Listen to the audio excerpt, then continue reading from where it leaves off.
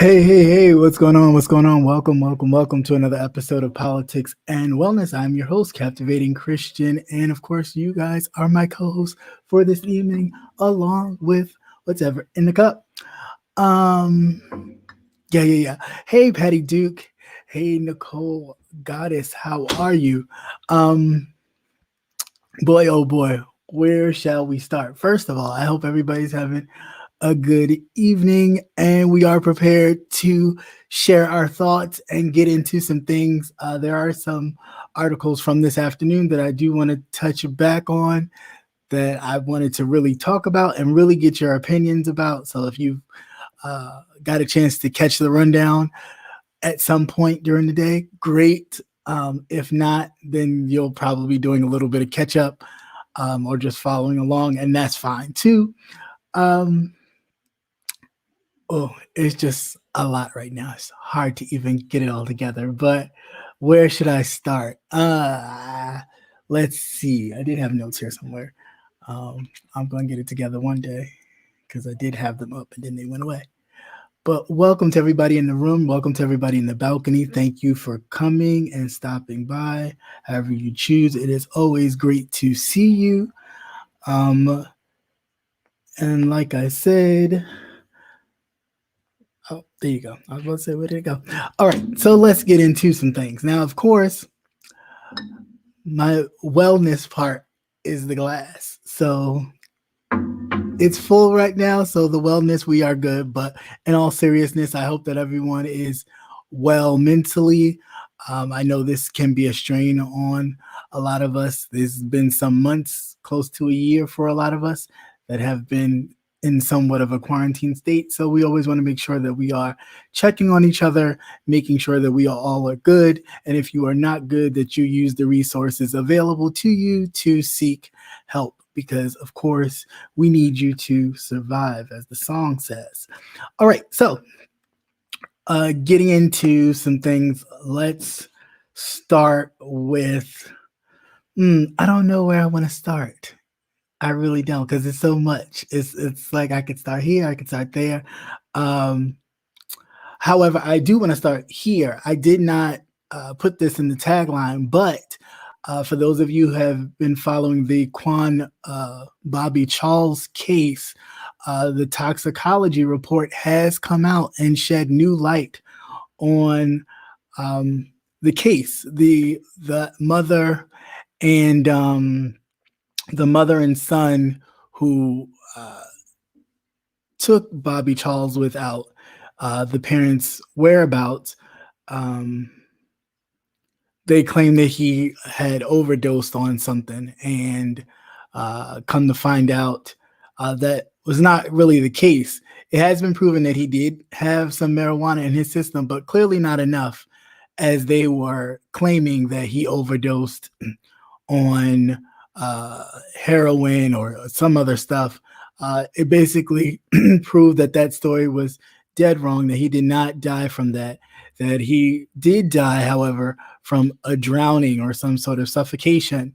However, the way his face looked, and even I thought that maybe it was like a beating or some sort. They say no, they ruled that out as well, that it was probably due to the animals in the building. Welcome to everybody coming in the chat. I'm sorry if I'm not speaking directly. When I first start, I ramble, so charge it to my mind, not my heart. But welcome anyway, and it is great to see you. And right, Nicole Goddess, you are absolutely right. Nobody can overdose over some weed. So where was I? The drowning, there was some sort of drowning that happened. Probably some sort of suffocation where they held him underwater, because where they found his body, it is ankle deep. So you cannot drown literally, like, falling into a hole and drowning. He could literally get up from where he was. So obviously someone had to be holding him down, or some people had to be holding him down until he was lifeless. Left his body there. Animals then begin to eat at his face. That's probably what they're saying that the disfigurement of his face comes from. I believe the second report, this toxicology report, saying that that's of course what the first autopsy was saying as well. But I was a bit side eyeing it because, of course, at this day and age, with all this going on, everybody's trying to calm the recklessness of a lot of these stories down as much as they can because they don't want a lot of attention on their little, mayonnaise towns. So I was kind of like, did that really happen, or were they trying to cover it up? So comes to find out that this young man did succumb to some sort of homicide that I'm sure that this mother and son know. But of course, when you're right, or when you're white, you're right in many cases in the justice system. So they have been questioned and released, and they are still free. Hey, everybody, welcome, welcome, welcome. Thank you for coming. They are still free, which I think is crazy. Because being that they were the only two to see that boy alive, they obviously know what happened to that young man. And for law enforcement not to press them enough to make them tell them what happened, just like they press our young Black brothers and sisters, have them stay in jail until they want to confess and or remember other details of particular events. I think they should have done the same. But again, that is the shade of justice, I guess, that we have in this country called America. Now, speaking of unfair justice, there was a story that I did this afternoon that I really wanted to get your guys' opinion on because I thought it was quite interesting. And this was the story of these two men, okay? After killing a Black man and destroying the evidence, a Florida man claims stand your ground, and he got 1 year in jail. Now, the two men in question is Gardner Kent Frazier and Dominique DJ DeBoris II. I'll show you a picture of these two gentlemen in a second once it pops up. Here we go. All right, so Gardner Frazier is the white gentleman, and DJ is the Black gentleman. Now, when this situation happened, of course, the white man did not immediately call 911. He waited quite a long time to get his story together, get rid of evidence, move the body, all this other kind of stuff. But come to find out in further details later on, when you do a little digging, he was a former police officer who was released from a Jacksonville office because he shot an unarmed Black man. It didn't say if the Black man lived or died, but I'm assuming and prayerfully that the Black man lived. It didn't give any details into why him and the Black man had an altercation to begin with, but from this particular story, I'm starting to kind of put two and two together that possibly it could have been the same kind of ordeal. So anyway, in this story, and you can go back and watch it on the rundown if you choose, but a brief rundown of the story, these two gentlemen had a somewhat of a relationship, whether it was an app kind of situation, but there were over 115 calls made back and forth between these two gentlemen. There were 35 text messages and some explicit sexual pictures sent back and forth between these two men. Now, when the 911 operator dispatch asked Frazier if he knew the gentleman, he said, yeah, I think so, possibly. But when the officers got there and the detectives got there to examine the crime scene, they noticed that DJ had a phone because of how his hands were positioned or whatever. And there was no phone. There was no phone at the scene. There was no phone nowhere. Come to find out, Frazier, the white gentleman, deleted all of his text messages and, well, tried to delete as many text messages as he possibly could. They wind up getting a record of DJ's phone calls and stuff, and realized that they were having a back and forth kind of relationship thing going on, something like, as people would say, a down low kind of situation. I think this officer got scared, and it would remind me of, if anybody watched the Have and Have Nots. I don't remember what season it was, but when Jeffrey and that cop kind of got involved, and the cop was kind of on the down low, he had a family. He was harassing Jeffrey at first, kind of doing just crazy stuff to him, and then finally was like, "Oh yeah, I like you." It kind of put me in that mindset. Because not only did he kill DJ, but he shot him twice in the head. And my assumption to that was he was afraid that DJ was going to out him in some way, so he had to, finish him off. Now, I say all that to say, for Florida, and this is why I say that voting matters. Voting matters so much. But we have to make sure that, the presidency is a big prize, a nice prize to have, but your local officials, where your laws and stuff are actually made, that's where the problem lies. There is a stand your ground law that Florida has, and presently, and I'll say presently because I don't know about too many cases, but the cases I know as of recent, where Black people have used stand your ground, and people of other colors, being man-aids and so on and so forth, have used stand your ground. They have been able to use stand your ground and get off, or get a much lighter sentence, than a lot of Black cases, like the young woman who was using stand your ground to protect herself from, I believe it was her ex-husband or boyfriend or something, and she shot a warning shot in the air. I believe she's still in jail, if Obama did not pardon her, but I believe she might still be sitting in a Florida jail somewhere. And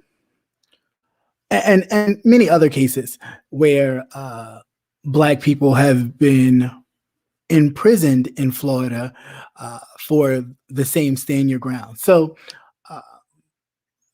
basically what happened, as the court, kicked up, and a lot of the secrets came about this man's extra activities in his life. Of course, then it was time to find another plea, because it wasn't looking good for this white gentleman, Mr. Frazier, I think his name is, Gardner Frazier. So it wasn't looking too good for him. So of course, in Florida, they have this stand your ground law. Now, what was changed in this stand your ground law, and they say it was changed in 2017, but I believe it might have been a little earlier than that. I think they started looking into changing the stand your ground law after the Trayvon Martin case, because now a person who uses it does not need to prove that there was an altercation that happened.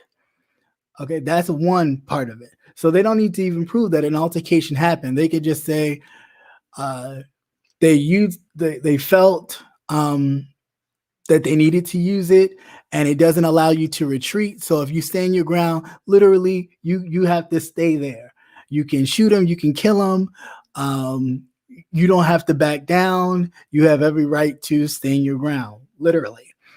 Now, along with the extra added to the stand your ground law, a judge now can hear your case and decide whether or not, he feels that your case is not even worth going through a trial with a jury of your peers to decide your fate. He or she can personally decide your fate. And this is what happened in this particular case. And again, that's why I say that these things are highly important, that we focus on a lot of our local legislators. A lot of our local legislators right now are Republican, and they benefit not us. This stand your ground law from its conception doesn't benefit us. To me, all of them from here to Michigan, anywhere, are just little like telltale bell whistles to those who are bold enough to use it, that, hey, it's out here to protect you.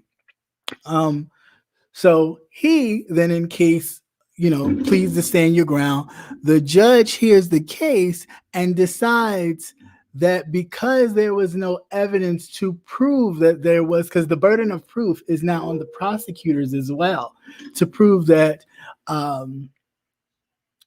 that there was no altercation of either party. Like, it doesn't even take you just have to prove that there was some sort of fight, that there was some sort of situation that happened. And the prosecutor could not prove that, hey, they didn't fight. He just shot him because he didn't want his secret to come out. He didn't want people to know that this man was gay. The prosecution, from the judge's eyes, could not prove that. He only got, now mind you, this man would have walked away scot-free from murder, okay? But he only got a year because he tampered with evidence. He only got a year because he tampered with the evidence, because he took that man's phone, he repositioned the body. All of those things is the reason why he got the year in not prison, but a jail, like a county jail, probably somewhere where you do like outside work and you got to come back in, nothing like hardcore prison that he would receive. And this whole thing, the whole story just caught me quite off guard, because Florida, always in Florida, it's a hot mess. But for a murder and this is not the first time that we've witnessed a murder be so freely done, and it'd be like, oh, well, they shouldn't, it's always they shouldn't play their music so loud, and they shouldn't do this. I mean, a man can't live his truth without someone who is uncomfortable with themselves feeling some type of way, which made me believe that in the first case in Jacksonville, when he was working in the sheriff's department there, that he was messing around with this guy, or tried or attempted to do something with this first gentleman, and it didn't pan out. And because he was probably afraid that the dude was going to tell, he went and shot him. Now, I don't know, it doesn't really go into details of that case too much, because it's pretty much closed. With this case, I was just disgusted. I really was. And again, I can't stress it enough. We have to be paying attention to our local laws, because those are the ones that really get us in the end. So please be sure that in 2022, which is a year from now, we are looking at our local legislators and trying to clean up this mess. We don't want anybody to think it's a fluke, because it's never a fluke to murder any of us, whether gay, straight, or whatever. If Black Lives Matter, then all Black Lives matter. And it's sad that somebody has to go this way. I mean, even the father, was kind of pleading with the judge. And then I even felt like, how could you just accept that? Even the father was just like, well, at least he gets to go to jail for a year. I can't do nothing about how the law is set up. And I was just like, what? Like, that's your son. How could you feel so hopeless that you just give up like that in a sense. I don't even know how to feel about that. Um, yeah. Can we give it back to Spain? Right. Can we totally give it back to Spain? Talk about here you go.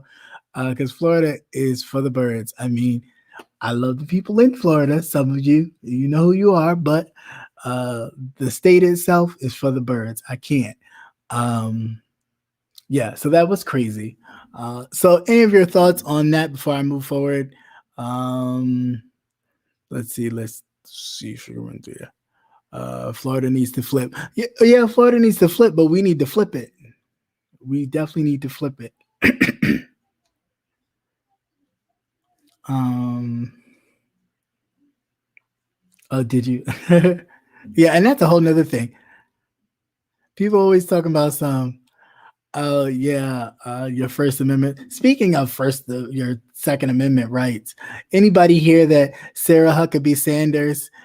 Speaking of this whole Trump culture, please cancel anybody who's running uh, with Donald Trump in the shadows of their nominations, like Sarah Huckabee Sanders. Like, get her out of here. She sat at the podium with her lies and just lied. And then you think it's just crazy. But that's the kind of, I guess, state in which we live in. Everybody thinks that that's okay. And you can actually obtain political power by just straight up lying to the people. I don't get it. But anyway, um, all right. Speaking of other cases, Breonna Taylor, the grand jurors from the Breonna Taylor case are asking for the resignation or the impeachment of the attorney general. Now, for those of you who aren't quite familiar with everybody in the background of the Breonna Taylor case, the attorney general is not only the grandson-in-law of Mitch McConnell, and Mitch McConnell, who was the Senate Majority Leader until what was it, January 7th or 5th, whenever the election was. Well, 2 days after the 7th. He was actually the Senate Majority Leader until Chuck Schumer now became the Senate Majority Leader. Now, and I'll talk about the Senate in a second, but the grand jurors want Michael Cameron's resignation and or for him to be impeached because he lied. He lied about the Breonna Taylor case. He withheld evidence from the grand jurors as well as the public, stuff that they knew. Now, am I surprised? No. There were a lot of things going on in the background that I'm sure many people who don't really follow politics like that were not paying attention to. For one, since the spotlight was put on Breonna Taylor's case and what had happened to her and why there was no justice, an election was kicking into high gear.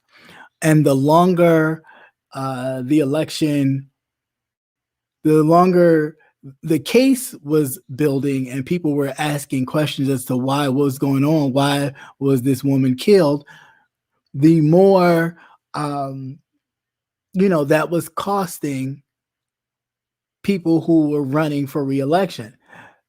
That being Mitch McConnell himself. Mitch McConnell was running for re-election. And that would have been a problem for him had he not worked it to where he got what's her name, Stacey McGrath, I believe, to run against him in his re-election bid for the Senate. Because I do believe if that black man would have won, Mitch McConnell didn't, weasel his way to fix that, and that black man would have won the nomination, Mitch McConnell would be out of here. He wouldn't have been here. We would have, there would be a new Senate altogether. But we have to understand that, and this is where I'm going gears and switching it into the Senate themselves. We have to understand that these Republicans are ruthless. Okay, ruthless. just a couple days ago or a week ago, maybe 2 weeks ago now, people were wanting to kill Mike Pence, probably hang turkey neck Mitch McConnell, do all kinds of stuff. They were climbing walls and doing that kind of stuff, and they were looking for people. They weren't just going there to take a tour and learn about their own history of mayonnaise that they saw all up and down those hallways. They were going to kick some ass and take some names and even tie some people up with the little thing ties that they had, little twisty ties or whatever the hell they are. So that's what they were going to go do. So now we fast forward to these articles of impeachment being walked across one side of the building to the next. Okay. And articles of impeachment are just charges. That's all it is. So to be very clear, we can do a little quick, what does that all mean? All that is just charges. So they just took the charges after they wrote out the charges and the charges were clarified and Nancy Pelosi signed off on the charges. The charges are then brought to the Senate. The Senate is the court, and the court will then, do what they do and decide whether he's guilty or not. Now, this is not a criminal proceeding at all. So if he does get convicted, he will just be unable to run for any political office, and he'll lose all of his presidential benefits, his pension as president, his Secret Service detail as a president, the presidential library, all those things he would lose. He would really just go back to being Donald Jackass. And I'm sure he's fine with that too. But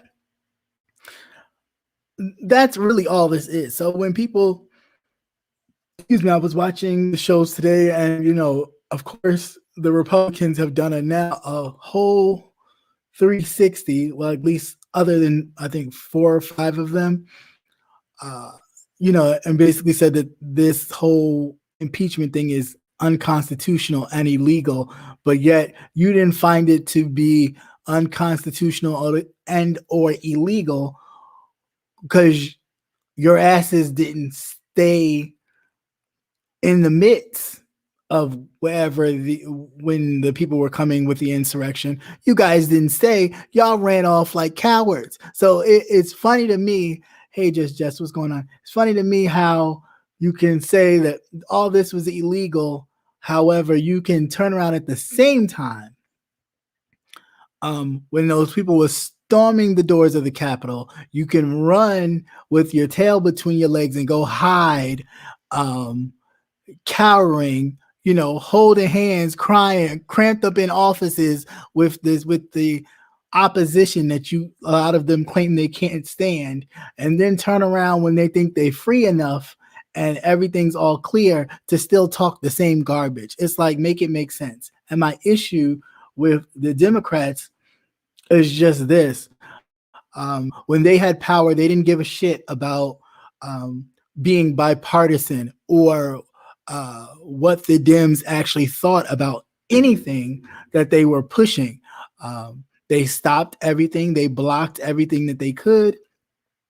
And, nothing got done if Mitch McConnell didn't want it done. So, I get that the lead is very slight. But my whole thing is they always do this. They get the power, then they don't use it. Then when the power is shifted, then it's always, whoa, look at the Republicans. Look what they're doing. Look what they're doing. They've shown you what they do. So we already know what they've done. So we don't need to constantly, it's almost like insanity. We don't have to keep seeing how someone will treat us or the measures in which they will go to kind of understand or make it make sense. We got it. So therefore, you have the power, use it. Drop the filibuster right now.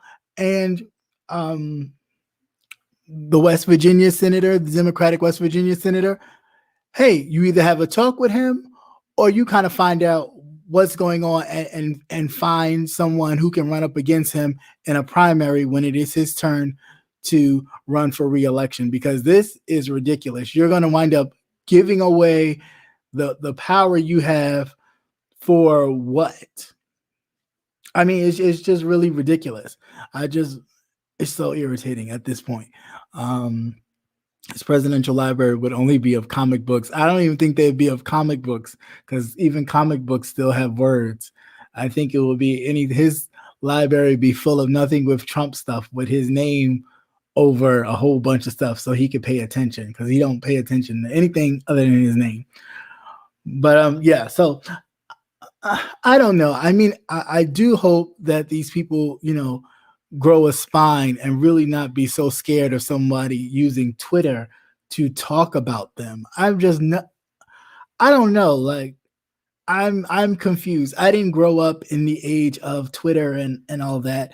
I'm far older than that. When all that started even popping off, I was way older. So it was just like, I guess I'll get into it. But to see these older people be so afraid or so beholden to a man using his Twitter fingers to talk about you, is ridiculous. Uh, and this Republican Party is the most spineless group of people that I have seen in my lifetime. Um, and I've been watching politics for quite a long time, even before I really didn't know too much about it. I've always watched it. And there were some Republicans that would just stand up against what was right, period. This has been just a sad group of mainly men, some women, who so hungry to keep power, or whatever kind of power they think they have, that they will just kind of sell their souls. And it's kind of sad, because you look at the same people and they always talking about religion and the freedom of religion, and yet they are very much cult-like. So I don't think there's any freedom there, but whatever, what do I know? But anyway, yeah, I just not buying it. I think they need to drop the filibuster. Excuse me. They need to drop the filibuster and just govern. Just seriously govern. I mean, it makes no sense. Every day we're finding out about new law enforcement officers.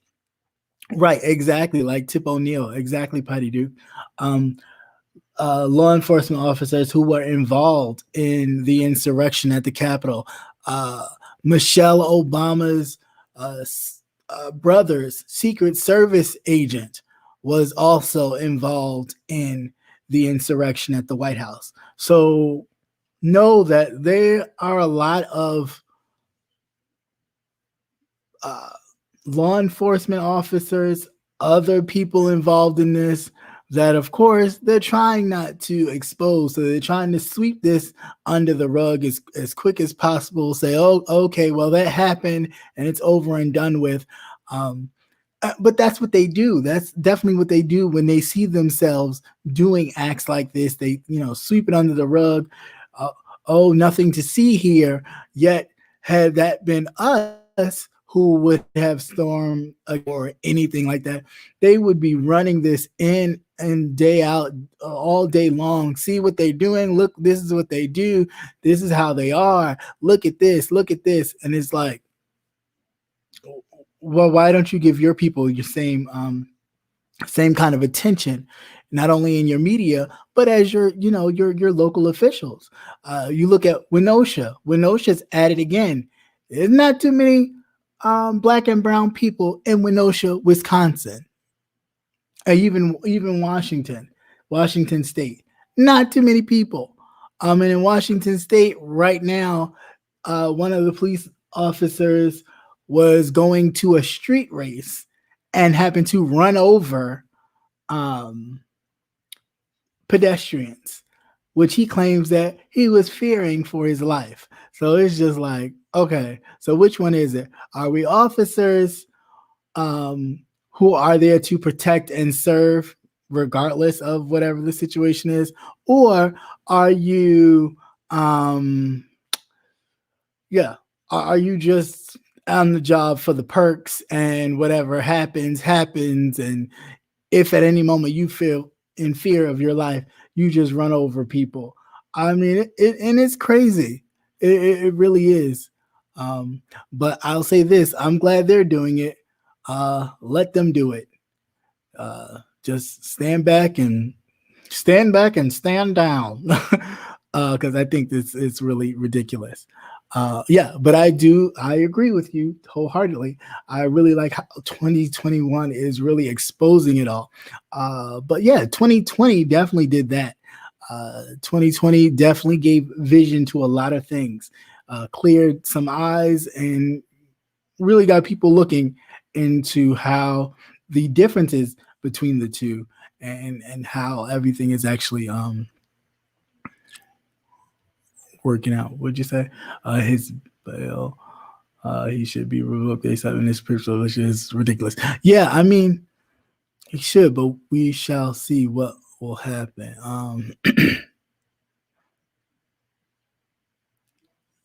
What Michelle people? Oh no, Michelle people wasn't involved. It was Michelle's brother. All your close family members, when you are the president or whatever, your closest family members do have a Secret Service detail. They may not be as large as the actual president and first lady, but everybody has a little, a person, a tail or two, to make sure that they are safe, because people will try to harm them to get to the main people. So they do try to make sure that Secret Service is available to brothers and sisters, children, nieces and nephews, if possible. I don't know how far they go, but I don't think they go like cousins, third cousins. I don't think they do all that, but like an immediate family. So Michelle Obama's brother has a security detail, a small one, maybe about one or two officers. But one of the officers on his detail was actually at the Capitol when they stormed it. And that's just come to light. So I wonder, you know, I'm not surprised that, of course, him being a Secret Service law enforcement agent, that he was actually there. I'm sure a lot more people in law enforcement were there at the Capitol. I'm sure of it. And it will come out or it won't. That all depends um, on who's kind of holding the information. Oh, the Kyle Rittenhouse. I know you're talking about the white gangster. Yeah, Kyle Rittenhouse, who shot three people, killed two, um, was released and allowed to um, not have to stay at home or like in house arrest or whatever, because not only was the court worried about his safety as this young lily white man, um, his lawyers pushed that, oh, he's in danger, so much danger that this young man was then seen a couple days ago, maybe about a week ago, maybe 2 weeks ago, that I reported on it, uh, was seen at a bar with some Proud Boys taking pictures and throwing up the KKK signs. So then the prosecutor said, well, hey, if he can do all this, then why don't we up his restrictions? The judge said, well, in that state, you can drink even if you're not 21, as long as your parent is at the bar. And his mother, accompanied him to the bar to meet these Proud Boy members. But again, look at the difference in the level of how they treat their own in criminal activity compared to us. Raquan would be sitting in jail right now for the same thing, still sitting in jail until his court date. The fact that this boy gets to walk out after getting $2 million bail, cash paid, he can walk around freely, take pictures, throw up KKK signs, and everything's hunky dory. Like, I mean, I don't get it. And then we sit here and say, oh, this is not America. We're not like this. No, this is America, damn it. That is America. It may not be everybody in America, but it's America. It's America. Um, yeah, but there's always loopholes for them. And then it's always depending on who's sitting at the bench. And, a lot of these judges don't like to admit it, but they have biases too. A lot of the judges have biases, and, they don't want to see any of their own people's lives be ruined by their quote unquote mistakes. So they do what they can, but they don't care anything about your life or your child's life or any other young person's life of color. Not all, but some. They throw the book at them 30, 40 years. And it's like, okay. All right. So yeah, it's a bit crazy, but yep. So yeah, they're not going to be happy until he kills someone else. Yeah, no, I mean, really, they're not. They're really not. They're not going to be happy till he kills someone else, or like, what's that? Like a Zimmerman's character where he, goes around signing autographs and auctioning off the gun that he actually murdered Trayvon Martin with. All that kind of stuff is ridiculous. And the fact that it's even allowed to go on, and I get your freedom of whatever, but certain things are just like, you're going too far. Because had OJ, and that's funny, because had OJ done any of that, sold, auctioned off the gloves that he wore during the OJ Simpson trial, or the knife that they claim he killed Nicole and Ron Goldman allegedly with. If OJ had done any of that, child, they would have had OJ retrialed, murdered, and hanged. I don't get it. I really don't get how they are just like Republicans.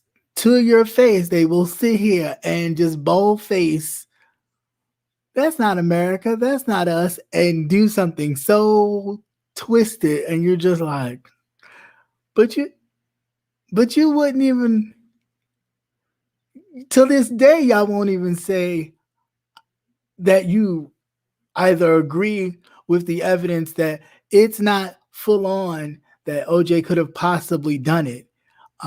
Personally, I don't think he did it. I think he knows who did it, and he's not telling. But it's just it's crazy. It's so crazy to me. But I don't know. I know people. So people that can't go to bars, it's conditions on their release. Right. That too. But there was no conditions on his release. Pretty much, he was free to do whatever he wanted. There was no restrictions on him at all, pretty much. The only restriction was, I think, that he had to be in the house at a certain time unless authorized. And that's only for his safety. It wasn't even for restrictions as anything anybody else would get. So, it's always this double standard thing that makes it so obnoxious that you're like, seriously? But that's what they do to us all the time. Sorry, my phone keeps locking on me. So moving right along to a little bit of a light note, right? So your ex-president, President Donald Trump, is so petty. You want to know how petty he is? He's so petty that he told all of the butler staff and all of the residents' quarter staff, he gave them the day off. He fired the personal butler, but his personal butler, they say, was an actual butler from the Trump organization. So the Bidens would have canceled him anyway, I'm sure. But they gave the day off to all, like once they left the White House, they told everybody that they could leave. So there was no staff to welcome the Bidens into the White House. So that moment where they were standing at the doors, that never is supposed to happen. That door is always supposed to be open to welcome the first family. It was closed because Trump ordered it closed. Now, my whole thing with that is, granted, I get he's the president, but they went a little bit too far. I think it was OJ Sons too, Petty Duke. And yeah, I'm glad you said that because I was about to say the same thing. But yeah, I totally agree. Yeah, so he's so petty that he locked them out, and somebody had to literally go. Thanks. Somebody had to actually go in and open the door so they can go into the White House. It's so crazy because I'm like, well, why the hell would they even like do that? Like, I mean, you know that regardless that he's leaving at 12, it's inauguration day. The White House is not only a residence, it is still a federal building, right? That still runs, especially on that day. So then he may have been able to fire his personal butler or her personal maid service or whatever, but to fire, or not fire, but to like let everybody leave, that was a bit much. And I just felt like, okay, y'all was either just giving this man way too much power, making him feel good on his last couple of hours as president, because that to me was just complete and utter BS. But I digress. But yeah, I just felt that that was totally petty, and of course is straight Trump fashion to be a big baby and be like, well, since I lost, this is what I'm going to do. You can't get into the White House till somebody else lets you in because I'm going to make sure the door is closed, and just stupidness, just real stupid. But I am glad that we do have a new president. This has been his first week in office. So what are you guys' thoughts on Biden's first week? This will be his first official full week in office. There are some things that I, to be honest, not a fan of. Some things I will wait and see what turns out. What I am not a fan of, and I'll let you know this right now. It's the same Obama. I can't think of it right now. It's on the tip of my tongue, but it's the same Obama kind of program where they were taking military weapons and military armor and all that stuff and giving it to law enforcement. He reinstated that. Now,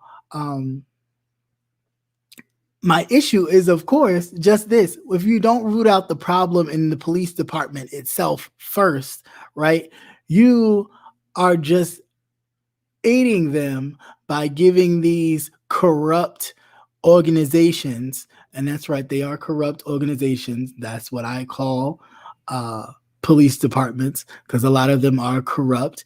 They are nothing but gangsters and thugs, just in nice suits, a lot of them, and some in tacky suits, but they are just the most corrupt organizations, and they need to be dismantled. And I think by not handling that situation and taking care of the root of the problem, which is the corruption in the department first, before you go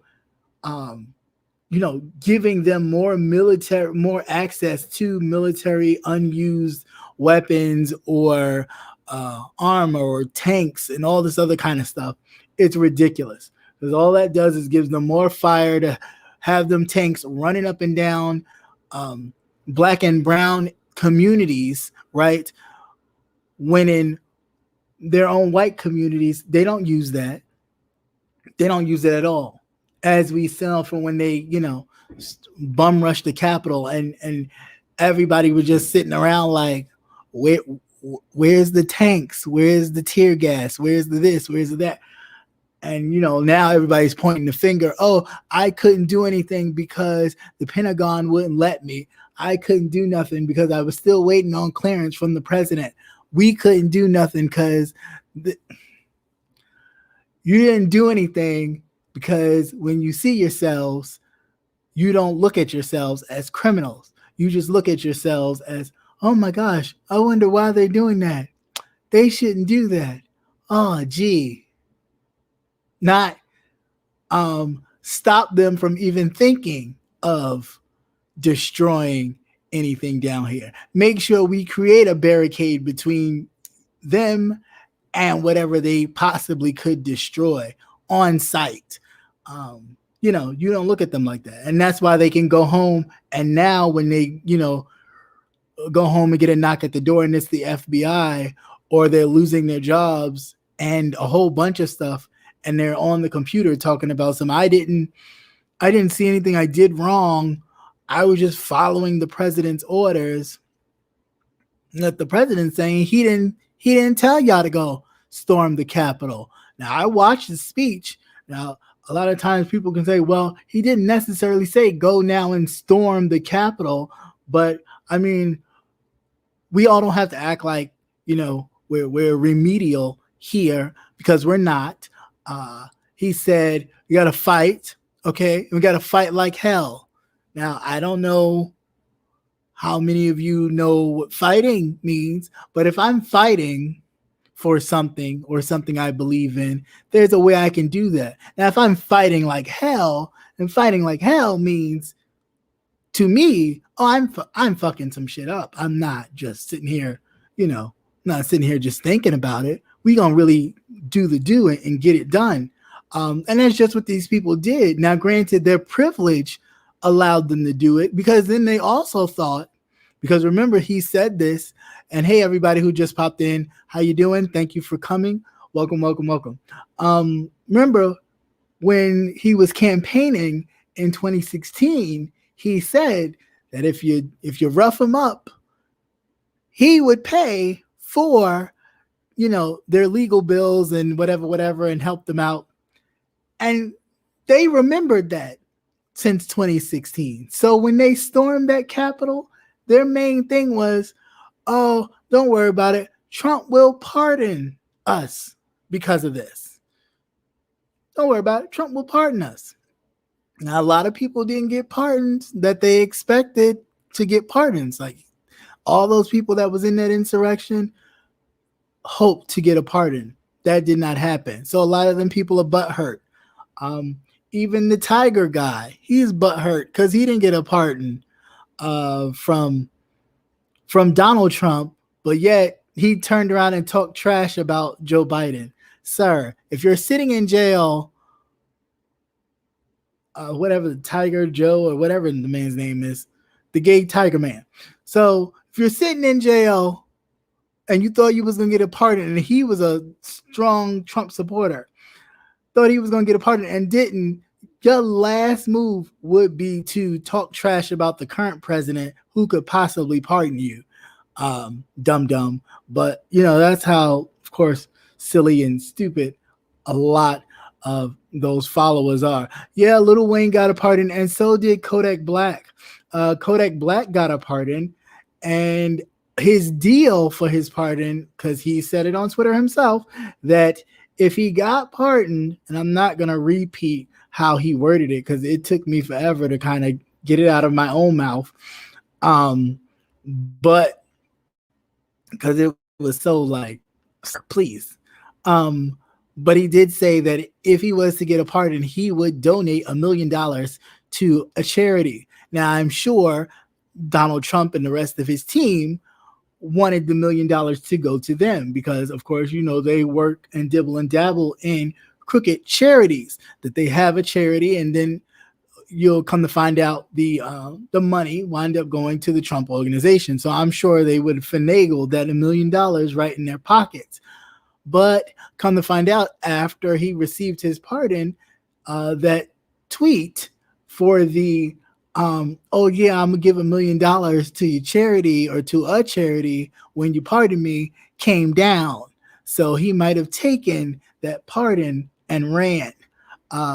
Lil Wayne had and this is just the stupidest shit, and I'm sorry, but it just is the stupidest shit that some of us do. That's like dumb.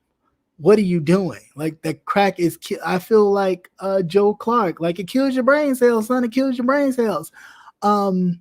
Because Lil Wayne had a party. He had a pardon party when he received his pardon in the age of social distancing that could get him back in trouble because it is illegal to have parties in certain places. Now, I don't know. He might have had a party in Florida.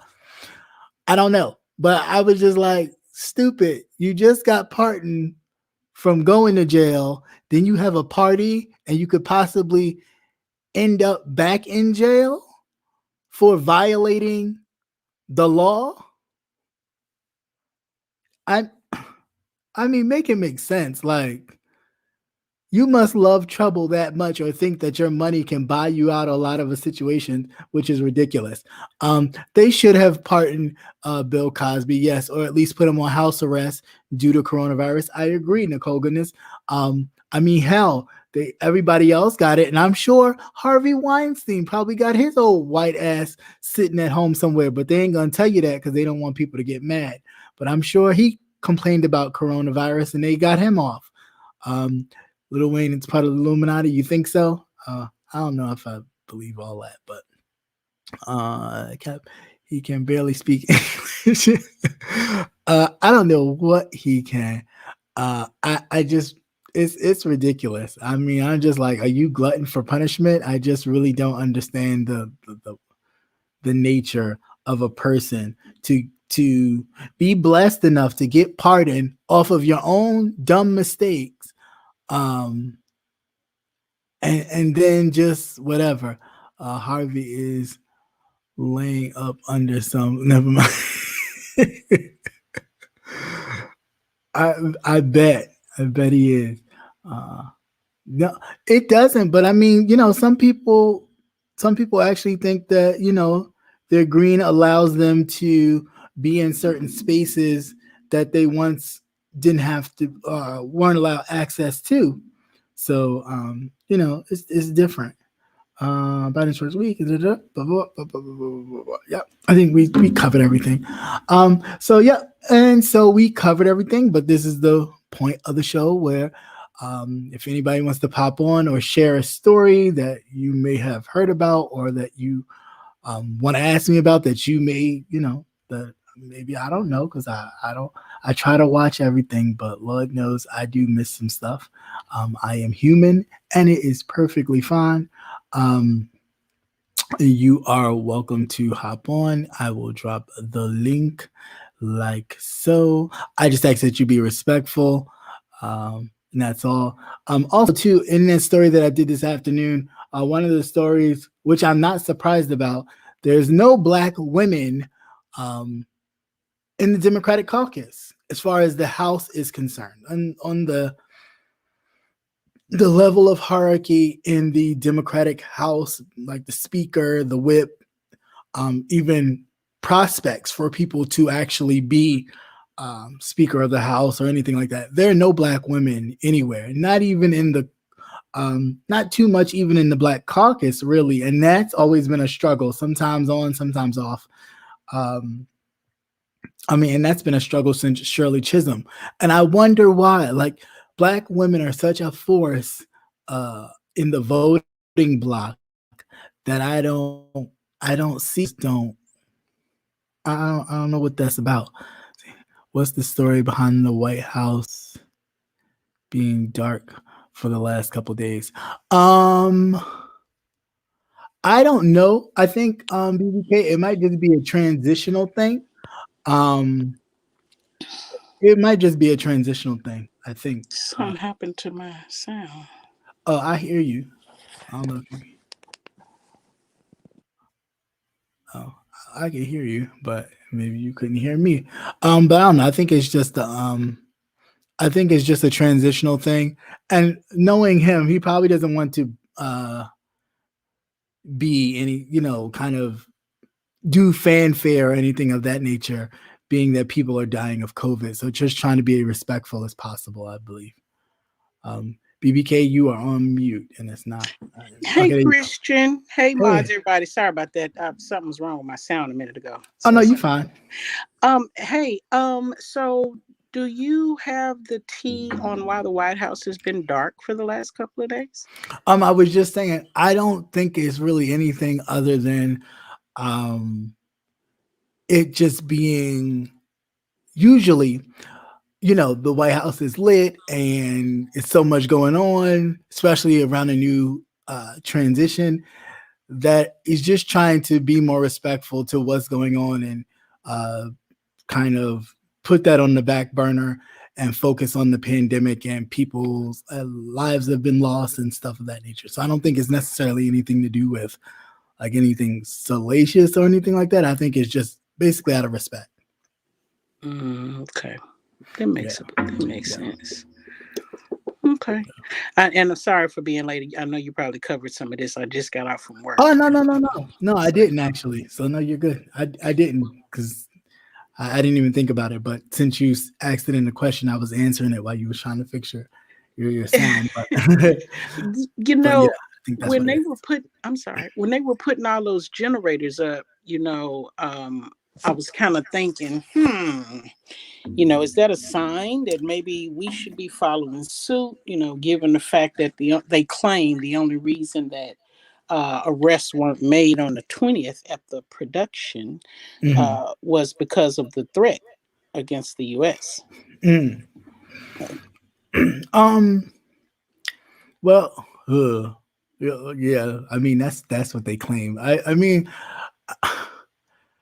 I don't know. A little bit of that. I think that they don't. Sometimes people the reason why a lot of people can identify with Trump in a sense, I think, is because a lot of them do have that kind of celebrity thing.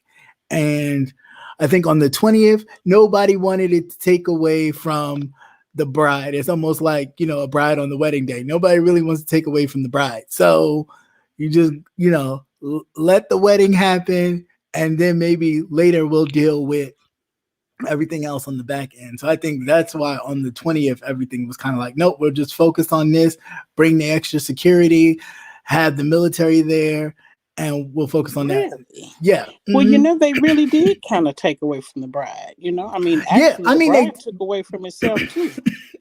they, I mean, they when did. you look, No, you're right. They did. But yeah, it did. But at the same time, it did, but it didn't. If that makes any sense, it did a little bit, but it didn't too much. You were still able to kind of like, okay, we'll let him have his moment, but it did. I agree too. I mean, given the fact that, like you said, it was supposed to be in his day, Mm-hmm. um, and then you got the military disrespecting you, not to mention all of the other people Right. that were Right. out there. Right. It was just, um, and it was a little shocking when we found out that that inauguration really was pre-recorded when they aired it.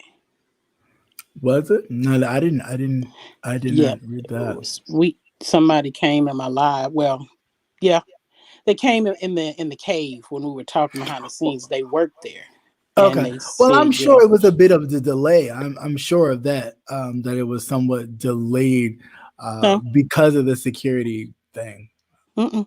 He said they were told that it would be recorded over 2-day period, which I Mm. think is where some of those how they were able to spot a lot of those discrepancies. But I mean, he works there, and he was like, "Oh yeah, it wasn't just a straight." He Mm. Joe like interrupted the guy midstream of, do you swear? He was like, "Yeah, it stopped a couple of times." So I was like, Mm. "Wait." So how do you stop a ceremony like that? Right. He said they did, and I don't, watch TV. I usually get all my stuff from the internet, but I was like, did Yeah. anybody watch it? No, I watch it, so I'm surprised to hear that. But I mean, it wouldn't surprise me. It surprised me a little bit, but it wouldn't surprise me due to all that has happened, like due to the insurrection and all that, and then the threats that they were possibly getting. It wouldn't surprise me that they could have recorded certain segments of the inauguration beforehand and just was like, here you go, we'll just present it to the people Mhm. that way. That wouldn't surprise me. Dang. Yeah. It's just like every time you turn around, it's somebody changing the game plan, like midstream. Yeah, I mean, Trump started it. I mean, Trump kept pushing the envelope. So now at this point, I'm not surprised if they, whatever changes they make, there's like, Were you aware that he doesn't even have access to Air Force One? who, Biden? Uh huh. No, but didn't I know that? Well, Mm-hmm. usually he does. So that would be a bit.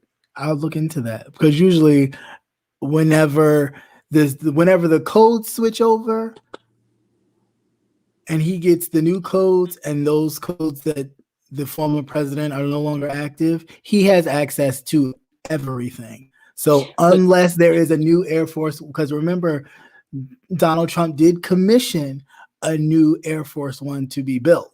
So I don't know if he may not have access to the new one yet.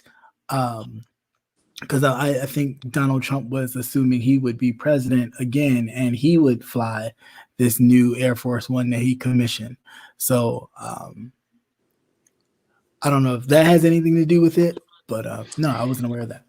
yeah, word on the curb is the Pentagon is behind it. The Pentagon is not giving Joe any of his highly confidential, highly classified Oh, codes, etc., etc. oh yeah, I know they were doing that. They were doing that beforehand during the transition and a little bit after. But now that the new defense secretary is there, I'm not sure if that's going to continue. I'm pretty sure people will be asked to leave and they will be getting pink slips pretty soon if that continues. When you say pink slips, you mean people at the Pentagon getting pink slips? Mm-hmm. Yeah, because the, um, the defense secretary has now been sworn in from his cabinet. So at this point, if there is anybody left over beholden to Trump withholding, uh, any kind of top secret or Mm-hmm. access to this current president, yeah, they can be asked to, they just be asked to resign. Oh wow, that's a Yeah, twist. that's how, that's how that works. I Because mean, we saw a Trump was just document. firing folks, but Yeah. No, I get it. We saw well, an alleged document that pretty much in layman's terms, when you break it down, told Biden for him not to come to the Pentagon and don't send none of his people. So it mm, was kind of like everybody that was supposed to, which I thought was um, the norm in terms of the military having mhm, allegiance or loyalty to the mhm, president. It mm. seemed like they just kind of everybody just turned their back from the little people all the way to the Pentagon. So I was like, well, I mean, who tells the Pentagon what to do? You know what I'm saying? It's kind of Yeah, like, yeah, no, I uh, get you. No, I get you. They because the what's the name? Betsy DeVos was even telling her people to for those who were staying on because there are a lot of people who are careered in these departments to give the Biden administration and whoever they bring into the Department of Education a hard time. Once that leaked out, then she was saying no, she didn't say that in her farewell message to the department. She didn't say that, but of course, there's actually transcripts that she did say, give them, did she say hell or don't make it easy for them, you ooh, know, that kind of stuff. So, and again, we're not a fascist nation, so we don't even need to start that, you know, be beholden to one administration over the next, especially if you're a career professional. If you're a career professional, it's your career. You'll serve whatever president um, darkens those doorsteps. You mm-hmm, should not be so. mm-hmm, So, yeah, I'm sure that if there is any leftover uh, serious Trumpers, because the security risk is so great that a lot of people will wind up losing their job. mm-hmm. Yeah. Okay. And then I just had one more question, and I'm getting down Sure. back in the chat. Sure, So, you're fine. what did you think about the usual and customary 21 gun salute not being performed for him, and he got the funeral version? Or the, Um, you funny. I mean, Uh, that's just disrespect. I mean, that's like one of the, I don't know, the highest levels of disrespect. So I'm just kind of like, how were they able to do all of this stuff? yeah, well, you know what? I think a lot of it was being conduced because of COVID. I think Biden himself, along with a lot of his team that was conducting the inauguration, was making sure that things were conduced or kind of minimized as much as they possibly could. So you didn't have to have so many people around. So they were trying to utilize the social distancing, the small crowds as much as possible. So a lot of things that we were used to, like 21 gun salute and all that kind of stuff, suffered because of that. Even with, like the parades and all of that suffered. And so I don't think it was necessarily anything like disrespectful in a sense. I just think they was trying to put as much as they could that was traditional into the inauguration, but if they had to scale it back and do something a little smaller, then that's really what they went for. Hmm. Okay. Sounds good. I'm going back to the chat. Thank you for having me. I appreciate you. Oh, sure, no problem. Thank you for stopping by. Do come again. Yep. Now, what are you talking about, Antonio? Talking about some change in toilets? What was this? Health coronavirus travel restrictions. Oh yeah.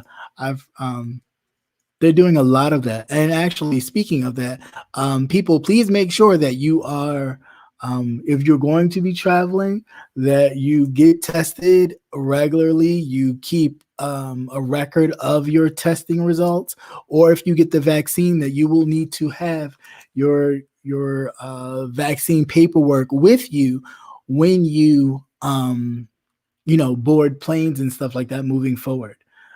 So please make sure that you are aware of that. So all of, the people, I'm not taking no vaccine. I'm not taking no vaccine. Well, you plan on not traveling, if that's the case, unless you're driving, because I'm sure the airways will be quite strict on people flying, making sure that they are either COVID free or have had the COVID vaccine before you are able to board. So please be mindful of that moving forward. All right. If there is no one else, talking about changing toilets, what was that about? Oh, well, you talking about Melania changing the toilet when the Obamas left? Um, will I take the vaccine? Well, if I must due to job related reasons, then I mean, I guess I'm not a fan of vaccines. I don't even take the flu shot really, so I'm not a fan of them. Period. But I mean, if I have to do it for my livelihood, then so be it. I'm not a fan of them. Either way you look at them, I'm not a fan of them. But um, I take it if I have to. But I don't know about people being forced to. Um, and that might find its way uh, to people's doorstep too. So I think the test has to be within 3 to 5 days. Yeah. Excuse me.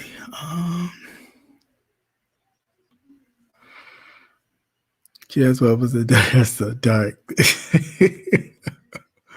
You know what? I'm not with you, Antonio. Nobody can. They haven't paid the bill yet. And that could be true too. Um, that could be true. Them Trumps don't pay no bills. Uh, it will be a while before you will have to take it. They don't have enough. Yeah, I mean, they really don't. I mean, I don't think he's even going to get his, what he said, a million people vaccinated with before his 100 days are up. I don't even think they'll make that mark. But I mean, it's nice. Did you talk about old girl that's drawing up the articles of impeachment against Biden? No, I did not talk about her. I didn't talk about her because it's foolish. I mean, it's really foolish. It's Trump, supporters, or what they're doing to hold on to their base, because their base are Trump supporters, is the same woman that had a gun and made her way into the Capitol with a firearm. Like, it's something fun. Like, your life was just threatened, and you're really going to do this? Like, I mean, I think these people are like, they're nutbags. They really are. They really, truly, truly are. I think you know Congress people need to be screened a little more than just, oh, the people voted and okay, because these nut jobs that a lot of these, red states are bringing into this situation are part of the problem, big time. And I think Nancy Pelosi needs to stop worrying about ripping up papers and start really vetting a lot of people that they're allowing in this house. Like, it's crazy.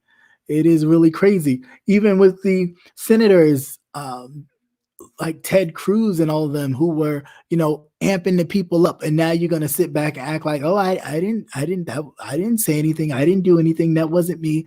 No, y'all need to be stripped of your titles, and you need to go back to working the private sector, because you not only endangered your colleagues' lives, Republican and or Democrat, you endangered the damn nation. You damn Benedict Arnold point two. Like, get the hell out of here. These people need to go. Like, they need to go. Bye. Um, yeah, like, no, I don't really give those type of people too much energy.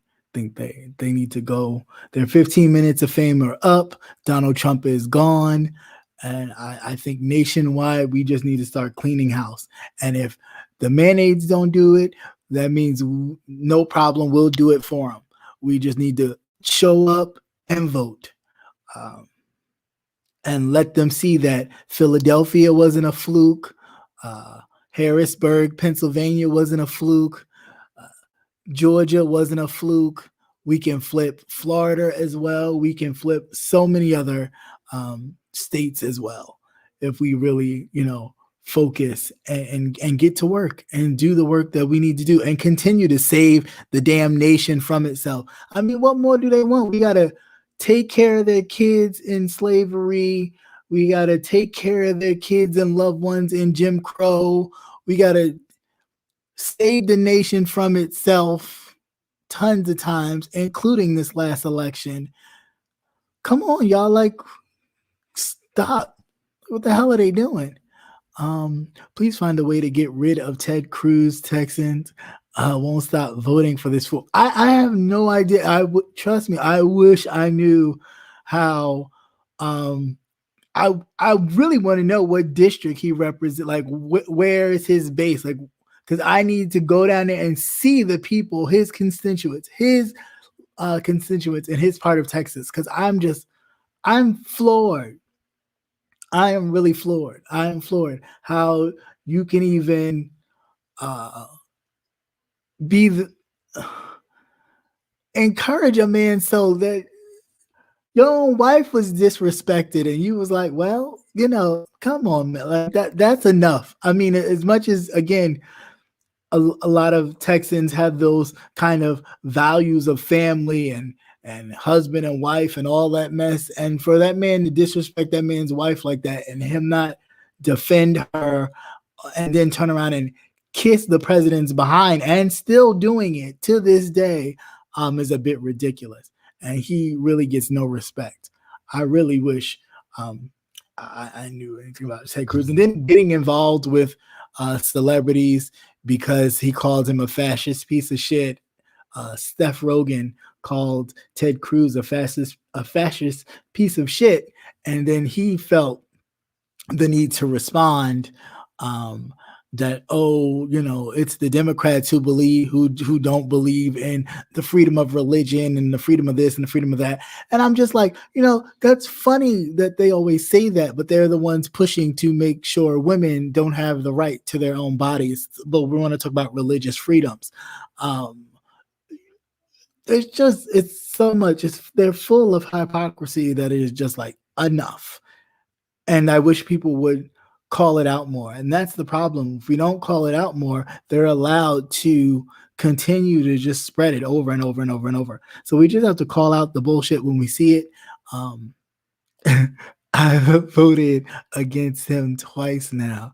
Yeah. Again, it's because the people don't really come out and vote. But yeah, uh, not like herpes flare up. But yeah, the people got to come out and vote. Like, I wish Beto O'Rourke would have kept his ass in Texas instead of trying to run for president.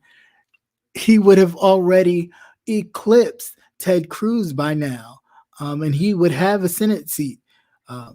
But people's ambitions get so high because they get a little popularity from one moment instead of chilling out and working on that moment. Hey, what's going on, sir? Hey man, how you doing? I'm good. How are you? Doing all right, doing all right. You sound better. You sounded kind of hoarse. Yeah, I know, right? Look, I'm gonna need the Democrats to grow some balls. Okay. I'm so serious. They're making me so angry, like so mad. Like they're about to waste this whole 2 years of power, kind of towing the line with Mitch McConnell. Mitch McConnell didn't give a shit about you 8 years ago. Don't care now. Mm-hmm. They need to go through there and bulldoze their way through, just like Republicans did. That's it. And stop and stop trying to extend the hand. They showed you what they were about. Right. They showed you what they were about. So. Right. And they're going to keep showing you every opportunity they get. Like just now, you understand, tell me, really, y'all wasn't sitting there running, scared for your lives that the people outside the doors was going to kill y'all. Now, all of a sudden, y'all want to act like, oh, this whole thing of impeachment is illegal. Yeah, get the hell out of here. Yeah, now they all have amnesia. Right. Till somebody come knocking on that damn door again. Mm-hmm. And just herpes? Okay. A big old blister. Goodness, a hairy blister. Yeah, but I wonder where it was though.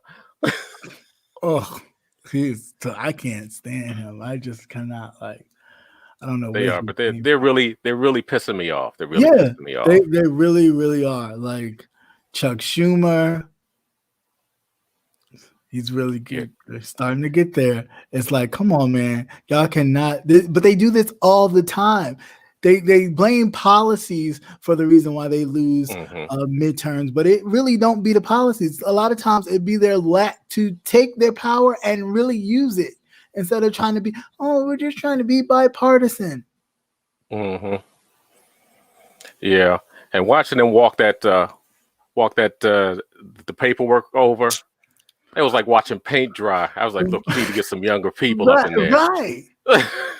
Oh, like, they're going to take you 20 minutes to get to the other side of the goddamn building.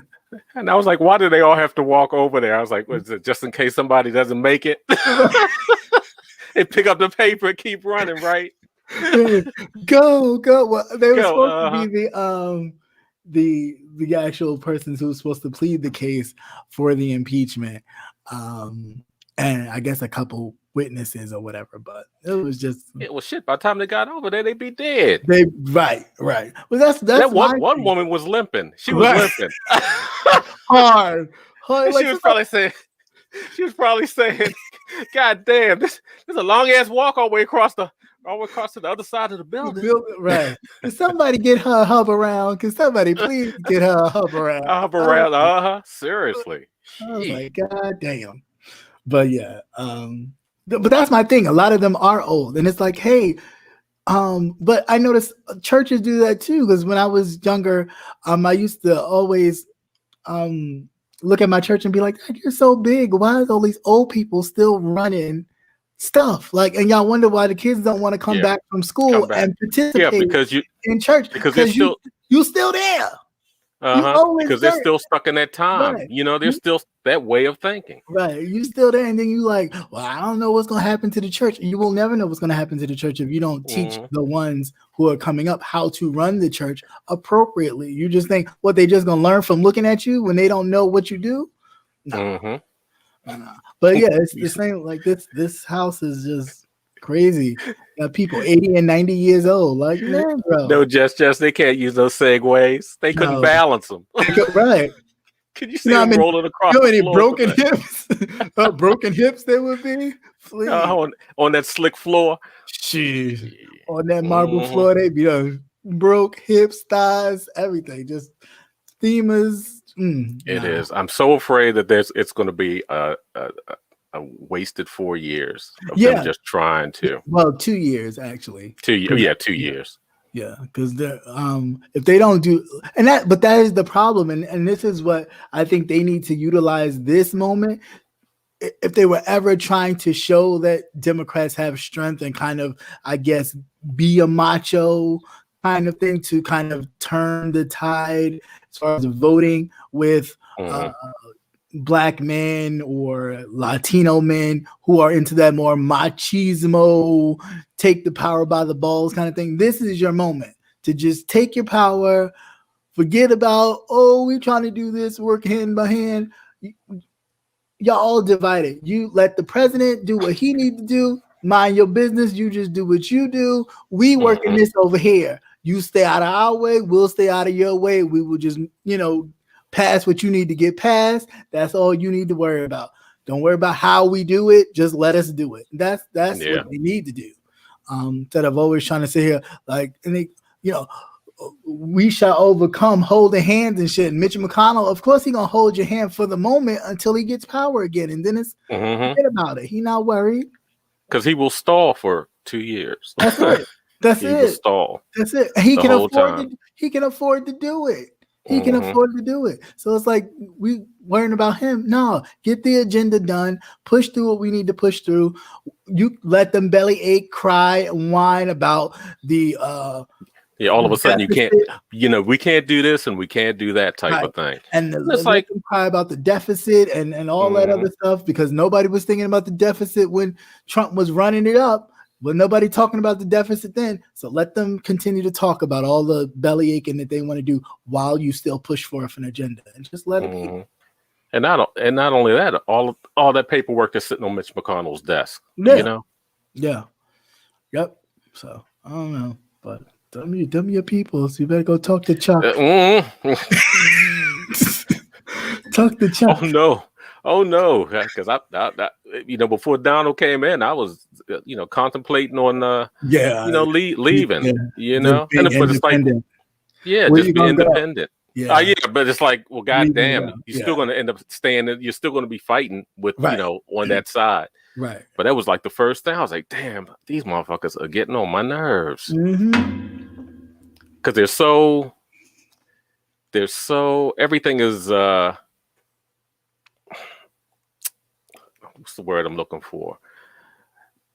Everything is like by the book, protocol. They have their protocol and all the rest of that. That's like, no, those days are done with. These people are playing. They're playing hard. Yeah, right. They're not right. They're not going, like, oh, well, what is that precedent? Well, okay, we'll continue to follow that. Like, no, they're just ripping the book apart and just doing whatever they want to do. So I'm not saying that you got to follow exactly what they're doing, but hey, we don't have time to sit here and let's go back to the olden days where we sat and talked about policy together.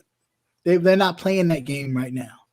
They're not playing that game right now. They're playing grab power by any means necessary so you can grab it too while you got it. Grab it, push your agenda forward, and keep it moving. Stop worrying about, trying to make nice with the other side. They're not here for it. Then maybe you might get some votes because people on the other side will see, well, damn, my lawmaker is not doing shit for my state. Not like this. This is the most I've ever seen since. You might get some people to actually flip over and decide, oh, I like the way this government works, because compared to last time. Yeah. Dude, you got to do something, man. You can't be sitting here trying to hold somebody's hand. Like, get the hell out of here. You're right, Patty Duke. You need to. Biden definitely needs to finalize as much as he can. Yeah. And I tie that shit so tight they'd never get it open. Nope, not at all. Not at all. They I'd would get never rid of get that it goddamn open. filibuster. Like I said, hell yeah, that would have been the first thing. Yeah, the West Virginia. That would have been the first thing. Tell him just like they did it. What was it, Lincoln, when they was trying to push for the amendment, 13th Amendment? It was like, listen here, if you don't vote for this, come your next term, we are going to replace you. All right. So you better pick right. And that's all. I'm sorry. Hey, start going to West Virginia and looking to see if you can have somebody to replace them. Mm-hmm. That's it. Because it makes no sense. We can't afford to have these moments where we obtain power completely and lose it, and then wind up splitting power for the next 2 years between the House or the Senate and the presidency, where nothing gets resolved and nothing gets done. Come on, like enough's enough already. Yeah, keep playing this back and forth, and and with the game, the games especially on both sides. Yeah, especially while people are suffering. Like, you know what I'm saying? Like, I gotta say, everybody's side-eyeing. Right. Both sides. Don't just assume because the Republicans don't have control now. But Democrats, you're being side-eyed also. Definitely. This shit's back, and like you said, and with people suffering the way that they are, we not to be playing no games now. People, no, they should have stormed a long time ago, and not just because of the presidential election. Right. It's the fact that, goddamn, here you have a bunch of rich people dictating how much the rest of the country gets. Right. Like it matters to you. Like it matters to you. It don't even matter to you, but because you have that power to say so, you're going to utilize it anyway. So on that same token, Democrats, use yours. It don't matter to you either. Chuck Schumer, he don't need the money. Nancy Pelosi don't need the money. Don't need them. No, none of them need the money. Maybe a couple of new ones getting in there. Right. They haven't built up anything. Haven't built up anything yet. Right. But I mean, the people get out of here. So yeah, they just do a whole new flip. Yeah, it's a bitch session. You can just bitch about this shit all day long. It's the same old stuff. Yeah. Unfortunately, yeah. It is. And what do you think about the Kwani Charles story? How that's unfolding? I kind of figured that I figured it was going to be something. I figured it was going to be something more to it. I still think that mother and the son need to be in jail. I've lost the audio. Oh, hello. Can you hear me? Okay, we'll just, I guess, leave and come back. I'll let you back on. Can you hear me? I've lost the audio. Okay, we'll just, I guess, leave and come back out. Oh, can you hear me now? I've lost the audio. No. Okay. So, yeah, Kwani Bobby Charles, that's the young man, a 15 and 14-year-old that was found, is labeled as a murder, a homicide. He left his house where his father stays without his father's permission or his parents' permission. I think it was in October, the late days of the end of October, I think October 30th or October 31st or something like that. And he was not found until November 3rd, face down in a sugarcane field.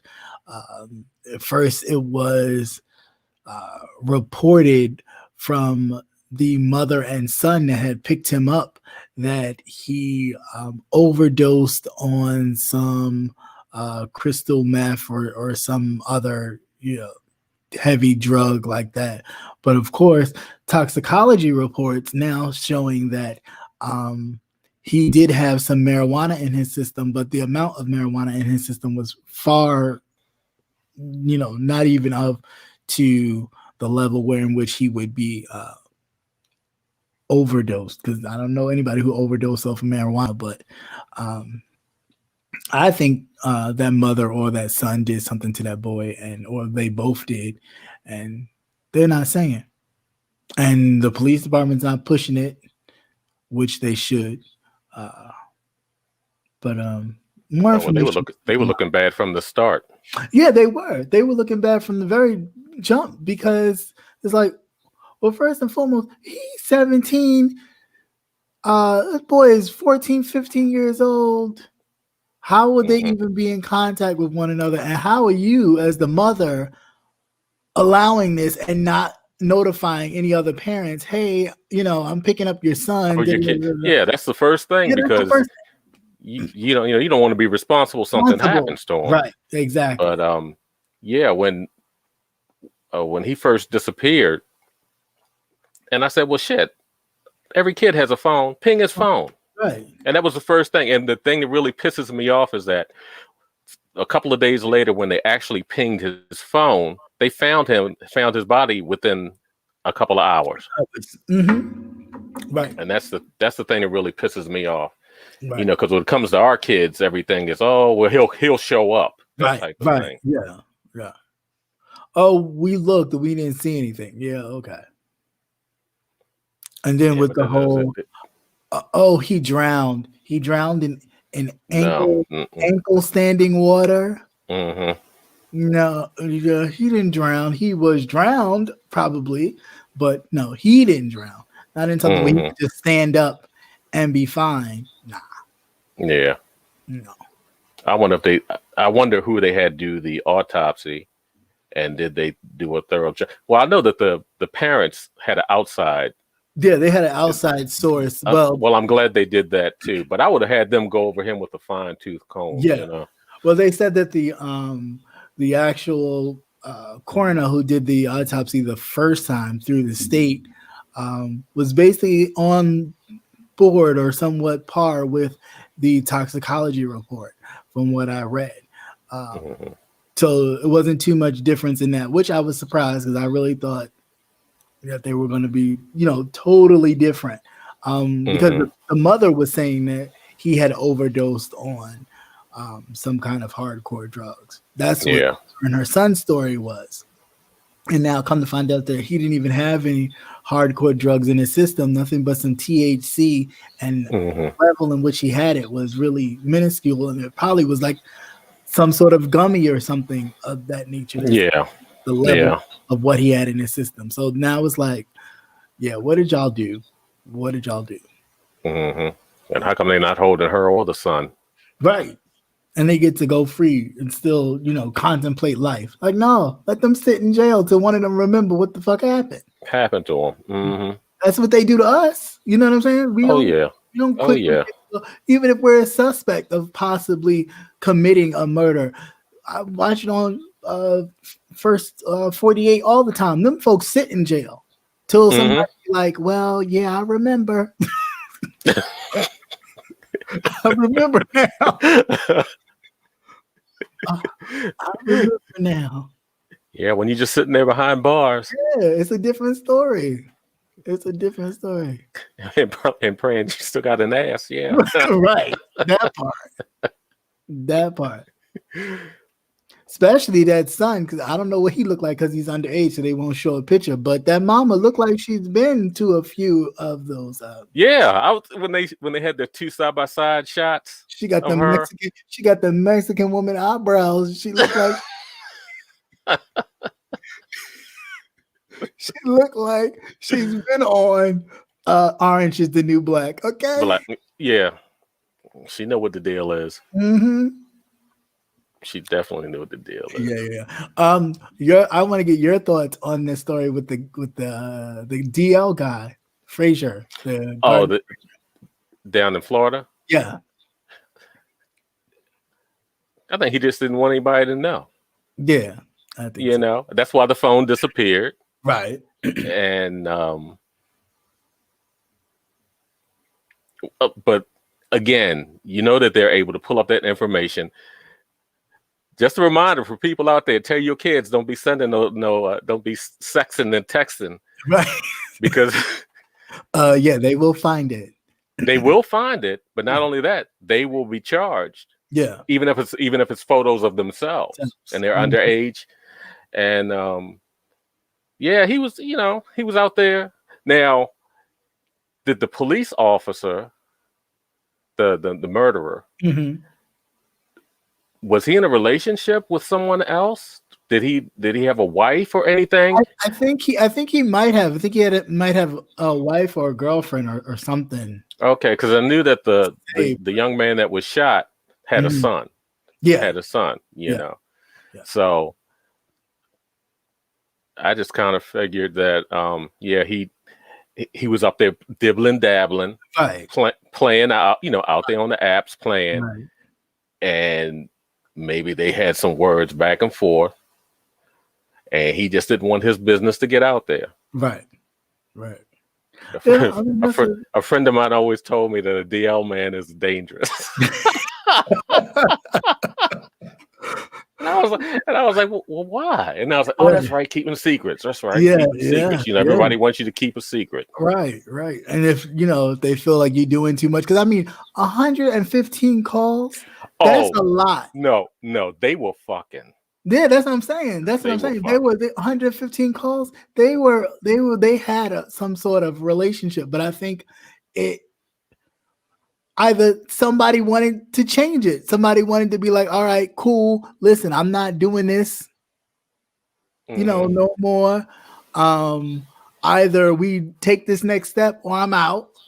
And you were like, no, I'm not doing that. But to utilize this stand your ground law is just ridiculous. Yeah, he just tossed when I heard he just tossed that right on up, stand your ground.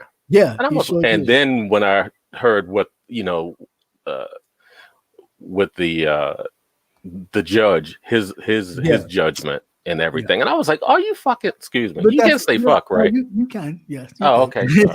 I was like, "That's got to be." It's crazy. But that's what the judges do.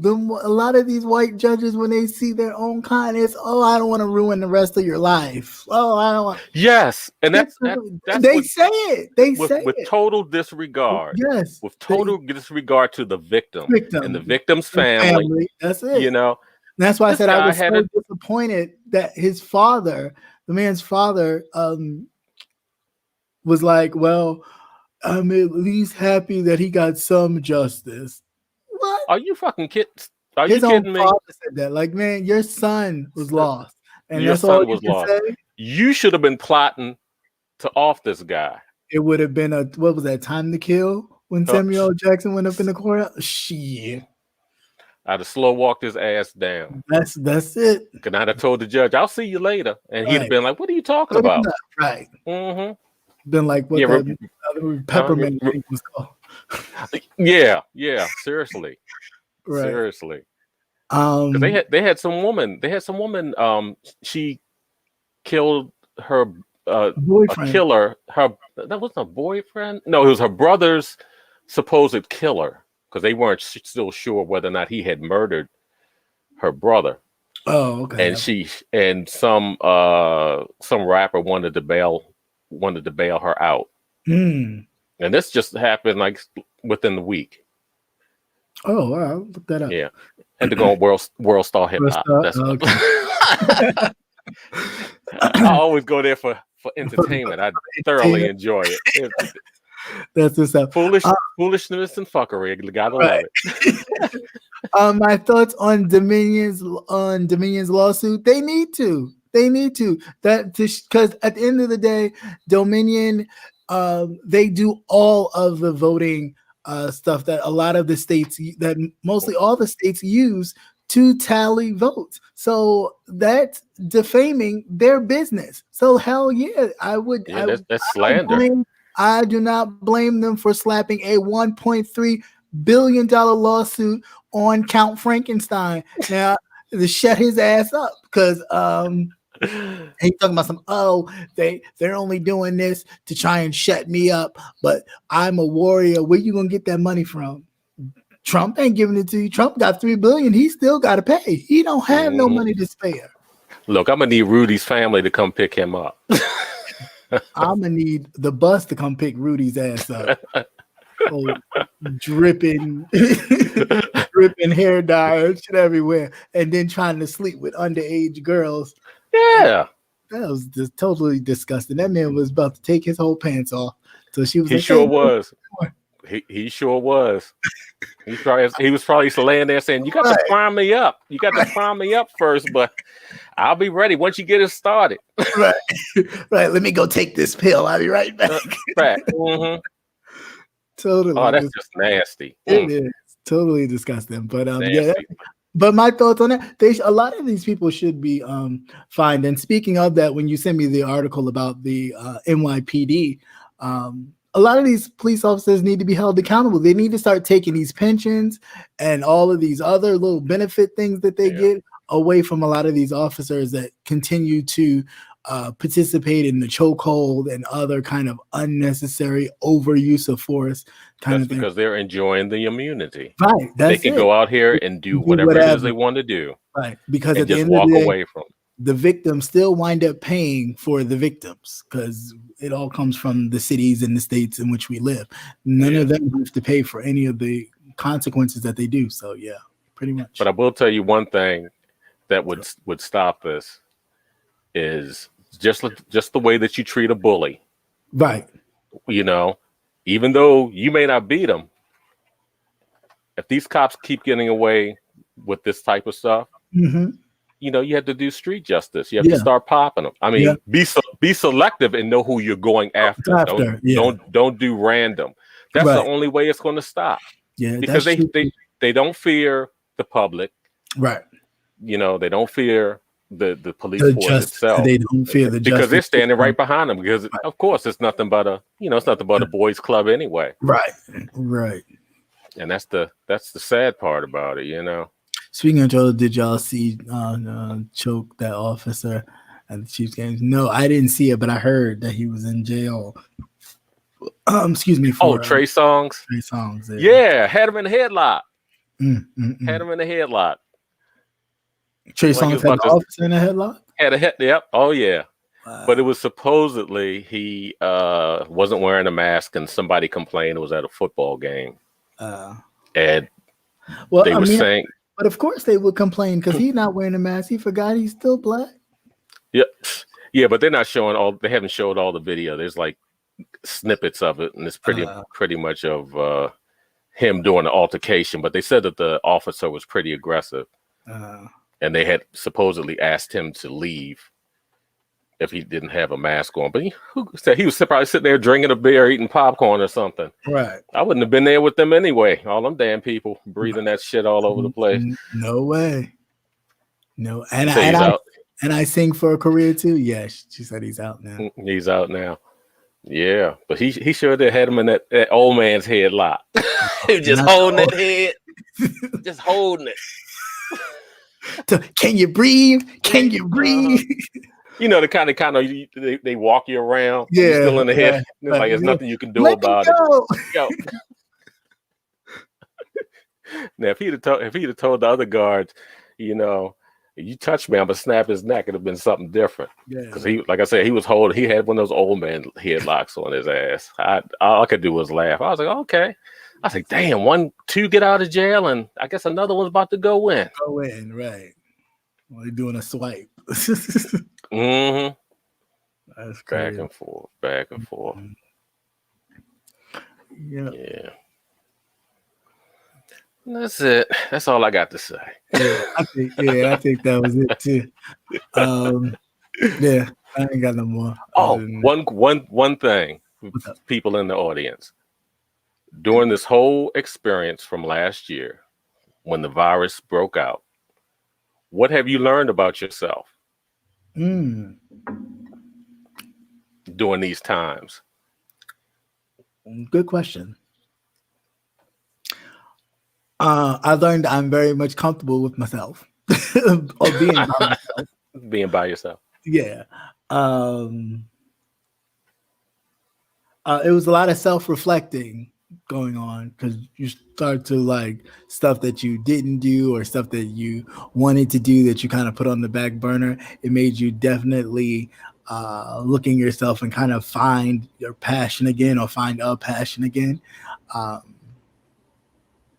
There's a lot, and stuff that I'm still like learning and kind of like discovering about myself. So it did gave me time to really like slow down and stop, like really stop. I was able to focus on some stuff, freshen up the resume. I actually got a new position coming up shortly. So yeah, it was a lot. It was very good.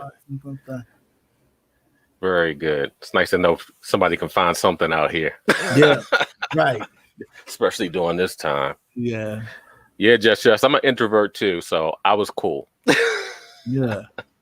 Like I'm a homebody too, so I don't mind being home. It's like, you know, I don't mind being home. But so many people that I know, they were losing their minds.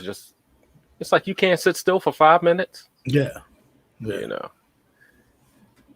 That and all this what I used to think was useless information was actually useful. Yeah, right. That and how close-knit my family and what friends I have left, how everybody just kind of banded together and we just been riding it out. Yeah. I mean, because you get like, there's a group of friends that I've just, since it started, we've just been kind of, I mean, we've even slowed down even meeting, but we make sure we FaceTime each other and do all that kind of stuff. And you just find other ways to kind of, until we can kind of get back into the swing of things, you find other ways to communicate and stay focused and stay connected to one another. But it's like people, if we do what we need to do, we can, separate ourselves from it eventually.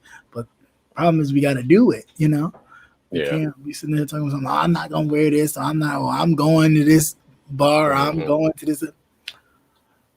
We'll never get to the end of it. Yeah, but even with me, just taking care of, have like 5 households. We've all banded together. Everybody make sure that everything's all right. Everybody's doing okay. You have the elderly or whatever. You have your medications. You need me to go do this, X, Y, and Z. How you doing on money? You okay on money? This is going on. Okay, I'll shoot you this. Right. Yeah. Just kind of tightened it up. Yeah. And even with a couple of my neighbors, we've done that. Yeah. And I usually can't stand them. But anyway, but you forego some things at least to make sure the community is all right. You start taking care. Yeah, because that was like the main thing. It's like, I don't want anybody else moving next door to me. Right. That type of thing. Right. It's relatively quiet, but and they've been surprisingly pretty good about it, doing what they're supposed to be doing. And if you look at stuff on TV and what you hear from other groups, or see what's going on down like in Atlanta and down in Florida, people going out and party, it's like, no, I said, these people are going out here, they got their mask on every day, then I run up down the street like they normally would do. Right. Which and that surprised me. They're actually taking it seriously. Right. These are young people that are actually taking it seriously. I'm real surprised about that. Yeah. And I mean, it shows that they are listening and paying attention. Because I'd be looking at some people like, really, it's not that serious. You could wait till next time to go down to this place and that place to celebrate whatever you celebrate. Like, it's not that serious. Yeah, kind of reminds me of back in the day when pretty much you were part of the community and the community looked out for everybody in the community. So when I was coming up, those days were kind of stretching out a little bit to where it wasn't as much. I mean, you still had some, like a few people that would, tell your mama if they saw you doing something crazy, but it wasn't. I'm sure it was when mom was growing up, and they're like, anywhere she go, if they saw, they would tell. But oh no, around here, if you don't see someone for a couple of days, they'll go over there, check on them and everything, make sure everything is all right. Yeah, so that's cool. Yeah, that was real cool. Let's say in the house. Oh, sorry. It says stay in the house and don't do crowds, only family. Yeah, I don't even do family that much. No, I didn't. We didn't do it this year. Right. We didn't. We didn't do Thanksgiving. We did drive-by because my mother cooks. Okay. And she still cooks. She's like 88. She's 88, and she's still. No, she got a life. Okay. I was expecting to stop by there, and she said, "Well, I'm not home. I'm over here." I was, what are you doing over there? And that was that was hard for me to realize that even at that age, my mother still has a life. Okay, and I was like, I was like, ew. That's what I first wanted to say. Yeah. But I was like, I was just real surprised. It's like, well, okay, Mom. Right. And then I had to tell my sister because my sister would bother me. She would call me. She's like, Mom's not answering the phone. I said, Mom's home. Mom's won't answer the phone. I said, Mama's home. She's okay. Well, why won't she answer the phone? I said, because she got company. Right. Oh. She would go ill. And I was like, why are you mad? I said, you just mad. So, yeah. I mean, that's good. Yeah. But it I was just wondering how everybody else have, how they came out of it and what they've learned from it. Yeah. And to understand that we're more resilient than we give ourselves credit for. Yeah, that is true. That is true. And you realize the community that you do have, the people that you do have that are really supportive of you and making sure you're okay as you make sure they're okay. Because I'm the one that usually makes sure everybody's okay. Everybody's okay. Yeah, and if you're not careful, you'll burn out. You'll burn out real quick. Yeah, trust me, I know. Oh yeah. Yeah, but like, okay. Yeah, you have to pace yourself out. You really do. You really do. So long. You said what the Mama gotta have a life too. Yeah, she sure do. I've been Zoom whole meetings with pictures and Zoom screen things around the house. Okay. Our grandma don't know how to work no Zoom. She'd be sitting there forever. You know what? It's hard. It's hard trying to teach them. No way. I can't even get her to answer a text message. She just read it. Just read it. Won't text you back. She'll just read I'll call you. And then sometimes she won't even hear the phone. You be like, Grandma. Oops, I lost the audio again. Let's do this thing with my husband, which I don't usually do. Oh, that's nice. That's nice, Patty Duke. Why? Because he's working usually, or when are you working? Usually around that time, or you don't usually spend Thanksgiving or something with him because you can't stand him. But I know you love your husband, so that's not the case. I just realized last year that I'm always the one checking up on other people. Yes, that can be draining. It can be. There you go. Hello? Hello? Yes, I hear you. As much you pay for damn cable. Right. That part. Seriously. Yeah. Oh, he's working. Okay. The strong fingers is high too. Yeah, they sure do. They sure do. And we're not strong all the time at everything. All the time. No. No. No, and you'd be surprised the littlest thing will upset you. Right. Yeah. That too. The littlest thing, it'll be that one little thing that kind of tips you off. Right. You'd be like, I need a moment. But yeah. Let me take 5, 10. Yeah. sit back. Right. No, just don't call me today. Right. Or I don't call nobody. It's like, I heard from you. Yep. You all right? Okay. Yep. Good. Okay. Right. Let me know if you're all right. If you need something. Yeah. That's crazy. I think that was it though. I don't think there was nothing else that I talked about. Breonna Taylor, knew that man. Please. Yeah, he definitely won't be invited to the picnic. No. Well, I mean, he'll be invited to his family picnic because, of course, that's grandson-in-law. Garbage. Yeah, but I'll tell you one thing: I'm waiting for these Trump tapes to come out. All the stuff that he's done. What? As everything starts to leak. Done and said. All the stuff that people done collected over the 4 years he was in there. Yeah, so everybody enjoy the quiet for right now. Yeah, it's just a breather.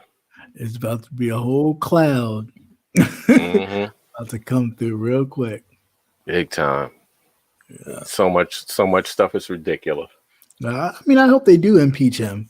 And again, it's not a legal charge. It's just so he can't run again. He can't run again for any office. He don't get the perks of being president afterwards, post-presidency. He doesn't get all that. Yeah, they definitely have to hem him up. Yeah. And that's what people need to realize. We have to play the long game on this one. Yeah. This is because not a short game at all. No. Yeah, this is a long game for him, for Trump Jr., for Eric Trump, any of them. You think about it. Like, nope, don't even. Because you hear he's setting up an office. Is he? I'm not. Yeah, supposedly, I guess yesterday, I believe. That's going to be handling all his, I guess, press conferences and everything else that he's going to do and see what time, because he's going to have some sort of outlet since everybody banned him. Right. Yeah. Of course. How does Pinterest ban you? Well, Pinterest was run through. Isn't Pinterest? They're not through Twitter, are they? I think they're part of something, either Twitter or Google or something. So I wouldn't be surprised. Eventually, I would think that they would. I thought Pinterest was still one of the other social media apps. Well, yeah, that's mostly pictures though, photos. Yeah, but even like still, but can you can't broadcast on there, can you? You can put you can do memes and stuff of that nature. You can still type in, you can put a picture and still type in it. Type the bottom. It's almost like Instagram. Almost like how you use Instagram. Omarosa is gearing up for another real scene. Is she?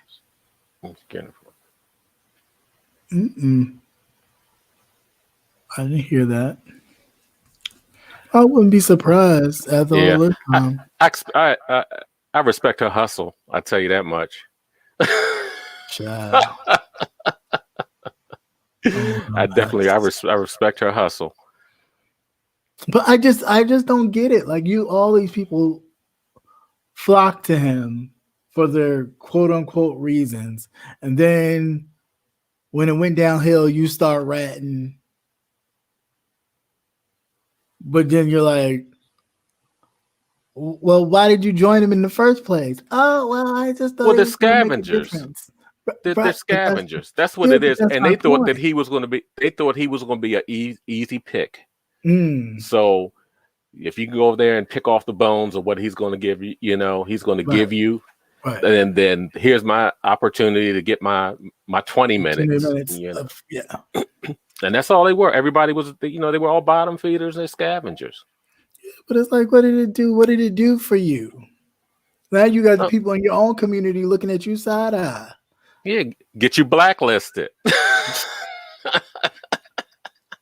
I know a lot of people like Steve Harvey. I am still side eyeing that man because you ran up to them towers so quickly. It was ridiculous. Like, what are you doing?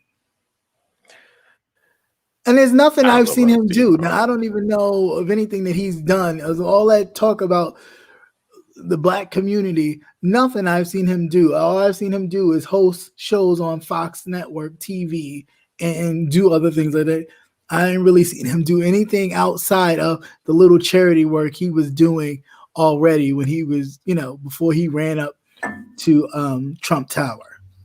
Mm-hmm. I ain't seen him do nothing community-wise that big on that scale as far as with the presidency. No, but he knew he messed up. You saw his face when he came back down, right? Yeah, because he didn't realize all them cameras was gonna be like, hey, what did you talk about? Oh. Yeah, once you no longer serve the interest of, yeah, I mean, that is true. You got a point there, sir. Yeah, but it's crazy. But like I said, I hope they do impeach his desk because he needs to go. Political opportunists. Yeah, but some of them wasn't even political opportunists. They were just opportunists, period. Opportunists, and yeah. That's the part that makes it sad. It wasn't even like you had an agenda to politically push anything. It was really just you wanted to put your face out there, show, ooh, look, y'all, I'm with the president. No, we're friends. Right. Oh, but yeah, but you see, that's what it is. We're friends, and once that all changed, once he got that position, you don't have any friends. Right. It's like work. It's like at your job. You really don't have, you don't have friends. Right. They're co-workers. They're co-workers. Right. And once the real shit starts to go down, they're it. They could be they're ex-co-workers. They're competitors. Yeah, that's right. No, they're competitors. Yeah, that too. Straight up. I remember I worked at a job, and the job was laying off, and everybody was like, "Well, you can go here, and you can go there, and you can go there." It's like, no, you take care of yourself first. I said, because you're tossing your opportunities out the way. Right. I said, everybody is now your competition. Right. They applying for the same stuff you applying for. So when you go in there, trust and believe, they're right behind you. Remember, your first thing is to take care of you and yours. Right. Yep.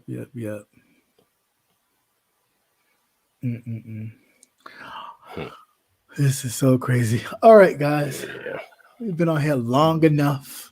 I'm gonna get off here and get myself together. What you say, mini politics and bloodsuckers. Yeah, you're right. Yeah, they are. Yeah, very true. Very, very true. I mean, it is. But you got to know how to play the game, and that's what I try to tell people when they're like, "What is Kamala Harris's thing? I don't get her." And she's playing the game, and if she's playing it the way I think she's playing it, trust and believe, when she finishes, there's gonna be a lot of people like, "Oh yeah, oh wow, oh yeah." I'm just saying, you definitely have to watch it. Yeah, it's a certain way she's played it, and a certain way she's playing it that I'm sure she's waiting to get that one spot, and once you get that spot, that's it. That's it. A lot of people who like, oh, okay, so she really was that.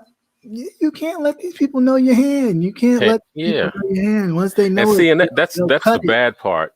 Even like in the news, they would tell, well, he's not supposed to do this X, Y, and Z. They'll run down the list of telling him. It's like, well, shit, if he didn't know, why are you telling him? Right. I could never understand that. Right, exactly. But one thing I was real worried, Joe was sitting at the table when he was signing some executive orders, and they were asking him questions. And he got up, and he was kind of winded. I was kind of worried. I was like, oh, shit, this motherfucker die. Ain't even been a week. Right. Joe, where your Centrum 7, Joe? Did you take your Centrum 7? Did you take your pills? Pills, that's what I was Joe. Like, please. And then it was like, well, they're not going to do the parade. I'm like, well, I don't think they should. Because I don't think he should walk down all of Pennsylvania Avenue until the what you call it. Like, no, he should at least the front of the White House, let him walk out, then walk up to the White House, and then that's it. Look, they should have had everything virtual. They really should have. They really should. What they should have done was take all those troops that they had sleeping in the Capitol and then move to the parking lot. Right. They should have sent them over to Trump Tower. Right. That part. And tell him clog his toilets up. Right. so Melania can't shit. I'll check it out. I haven't looked yet.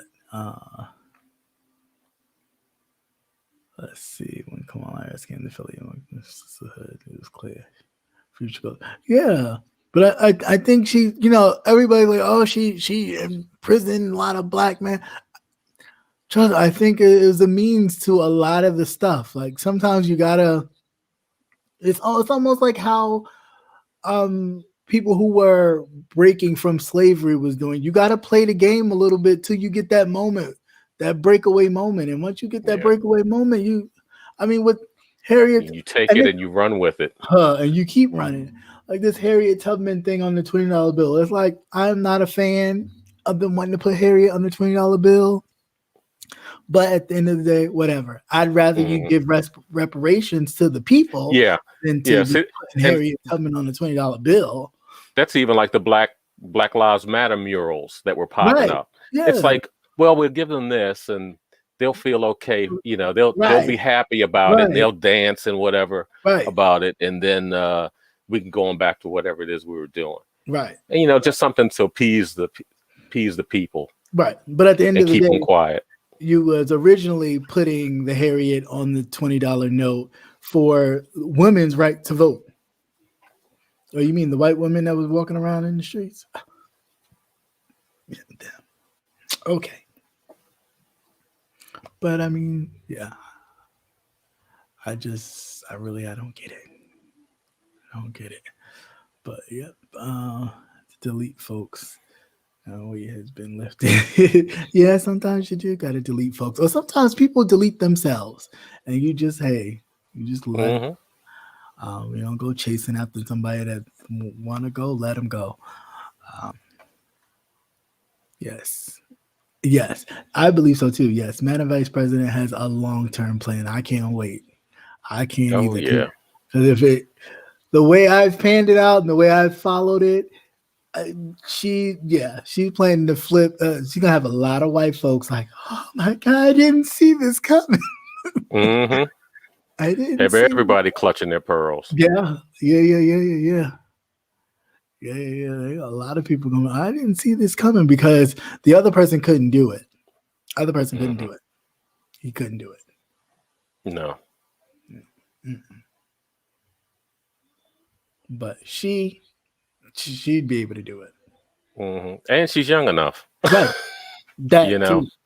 Yeah. And not only that, the rules change, with each generation. There's a new way of playing. It might be the same old game, but there's a different way to play it. Yeah. Yeah. And she's savvy enough to do it. So we need to take advantage of what we have right now and just continue to run with it. Yeah, that's what I said. Keep pushing that agenda. Don't sit there worrying about what Mitch McConnell and the rest of the Republicans do. If they don't have the majority, let it go. Drop that filibuster. All you need is 50. How many? 51 votes. Great, we got it. They lucky I'm not in there. I'm a Game of Thrones fan. That house cards. That house cards. People would have been ended up just. Somebody fell off the track. I don't know who that was. Frank was pushing people on tracks and shit. Tracks and everything else. It was all happening. Drugging people. Yeah. Come stay at my house. You don't look well. You're in the bathroom, coked out. Big time. I used to love that show too, and then this real shit happened. I know. Me Too said yes, and me too. He touched me too. See, Kevin, you're going too far. That's crazy. Yes, Game of Thrones. I sure would be right on the pike. That's it. Straight pike. or the walk of shame. Shame. Yeah. Through the Cut all your hair off and walk you through the town, you through the village naked. Let them throw their whatever on you as you walk. Yeah, they would just knowing them damn people were starving, they throwing fruit and vegetables. It's like I wouldn't even waste it on her. Right. Shit. Like, why would you waste it?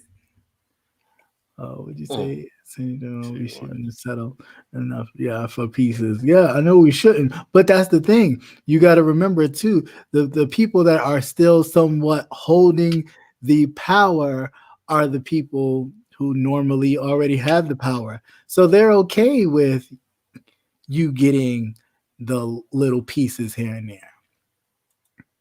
That's why that needs to change altogether. Yes. Frank was ruthless. Yes, I love House of Cards. Yes. Claire was a little ruthless too, but it's a different kind of thing, different kind of feel. And it was hard for me to like get into it because her character was a bit different. If I'd have watched it from the beginning with her kind of being in that Frank position, it probably would have been better. But yeah, it was still a good show, but not as good with Frank on there, with his crazy self. I love Game of Thrones too. That season, House of Cards was a mess. Yeah, it was a bit messy. Okay, 4th time's the charm. You good now? This thing is seriously trash. Yeah, you know how I feel. That's how I feel on the gentleman's panel that day. I mean, it was not what I mean. I was like, yeah. Yeah, you straighten one thing out, right, and then another thing pops up. Yeah. I'm like, shit, give me a break. Totally retarded. Yeah. Oh, I watched that the anime on Netflix. That was pretty good. The ending, the ending was I was blown away by the ending. I was like, what? Yeah, I told you, I was like, I happened to stumble across it, and I was like, yeah. Then I was like, I couldn't stop watching. I was like, yeah. Then the last little couple episodes, I was like, wow, I wasn't expecting that. Them kids was bold.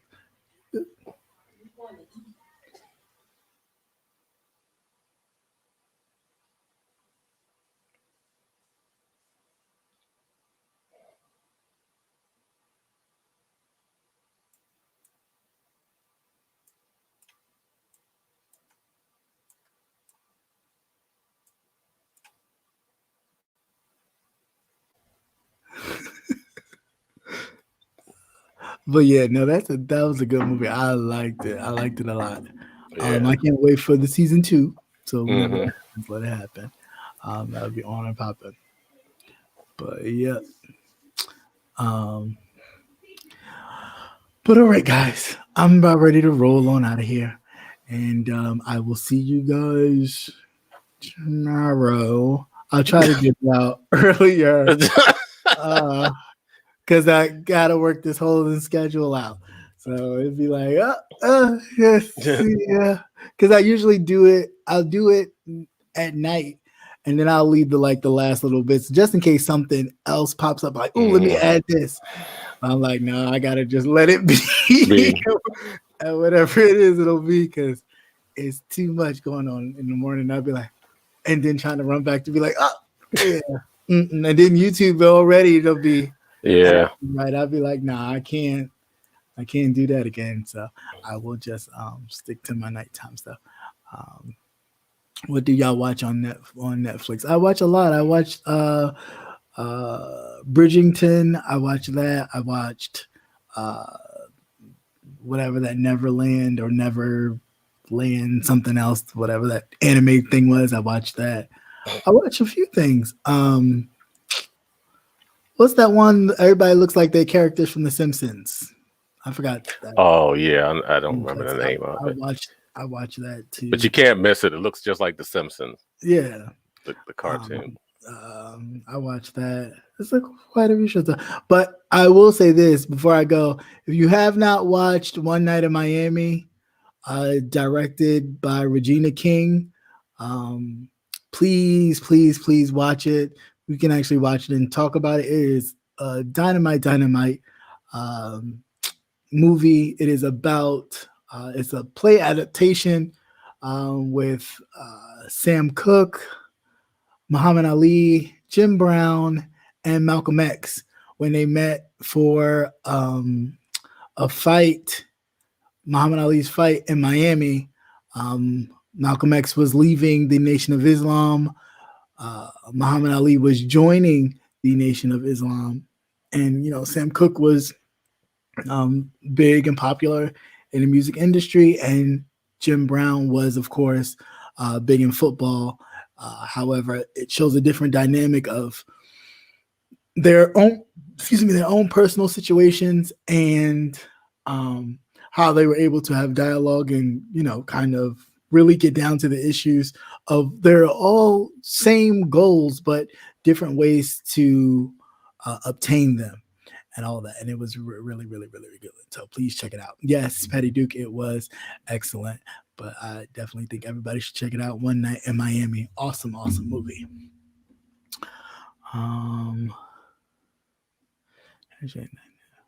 No, what was the anime show Nate was talking about? Oh, the one I told y'all to watch a while ago. It was Neverland. Never something. Oh gosh. Something. Hold on. Yeah, that's what I'm looking for too. Of course it won't pop up. Mm-hmm. Over here. Should The Promised Neverland. Neverland, yeah. The Promised Neverland was the name of the Netflix anime. So check that out. It's an anime movie. Please don't. It's a series, not a movie. Sorry about that. Don't discount it. It's really good once you really get into it. Yeah, you have to get into it. Yeah, you have to get into it. It is really good. You'll be surprised at the ending. I was even surprised after that first episode. And I was like, they do what? Oh hell! But Bridgerton, I liked Bridgerton. I like that they actually had some historical facts that were factual. I mean, I don't really particularly care for, of course, the black man and the white woman kind of thing going on, but of course that happened during that time, and they didn't really start getting into colorism as heavy as they did once slavery hit the land. But yeah, but definitely check those things out, and we can talk about them later and some other time.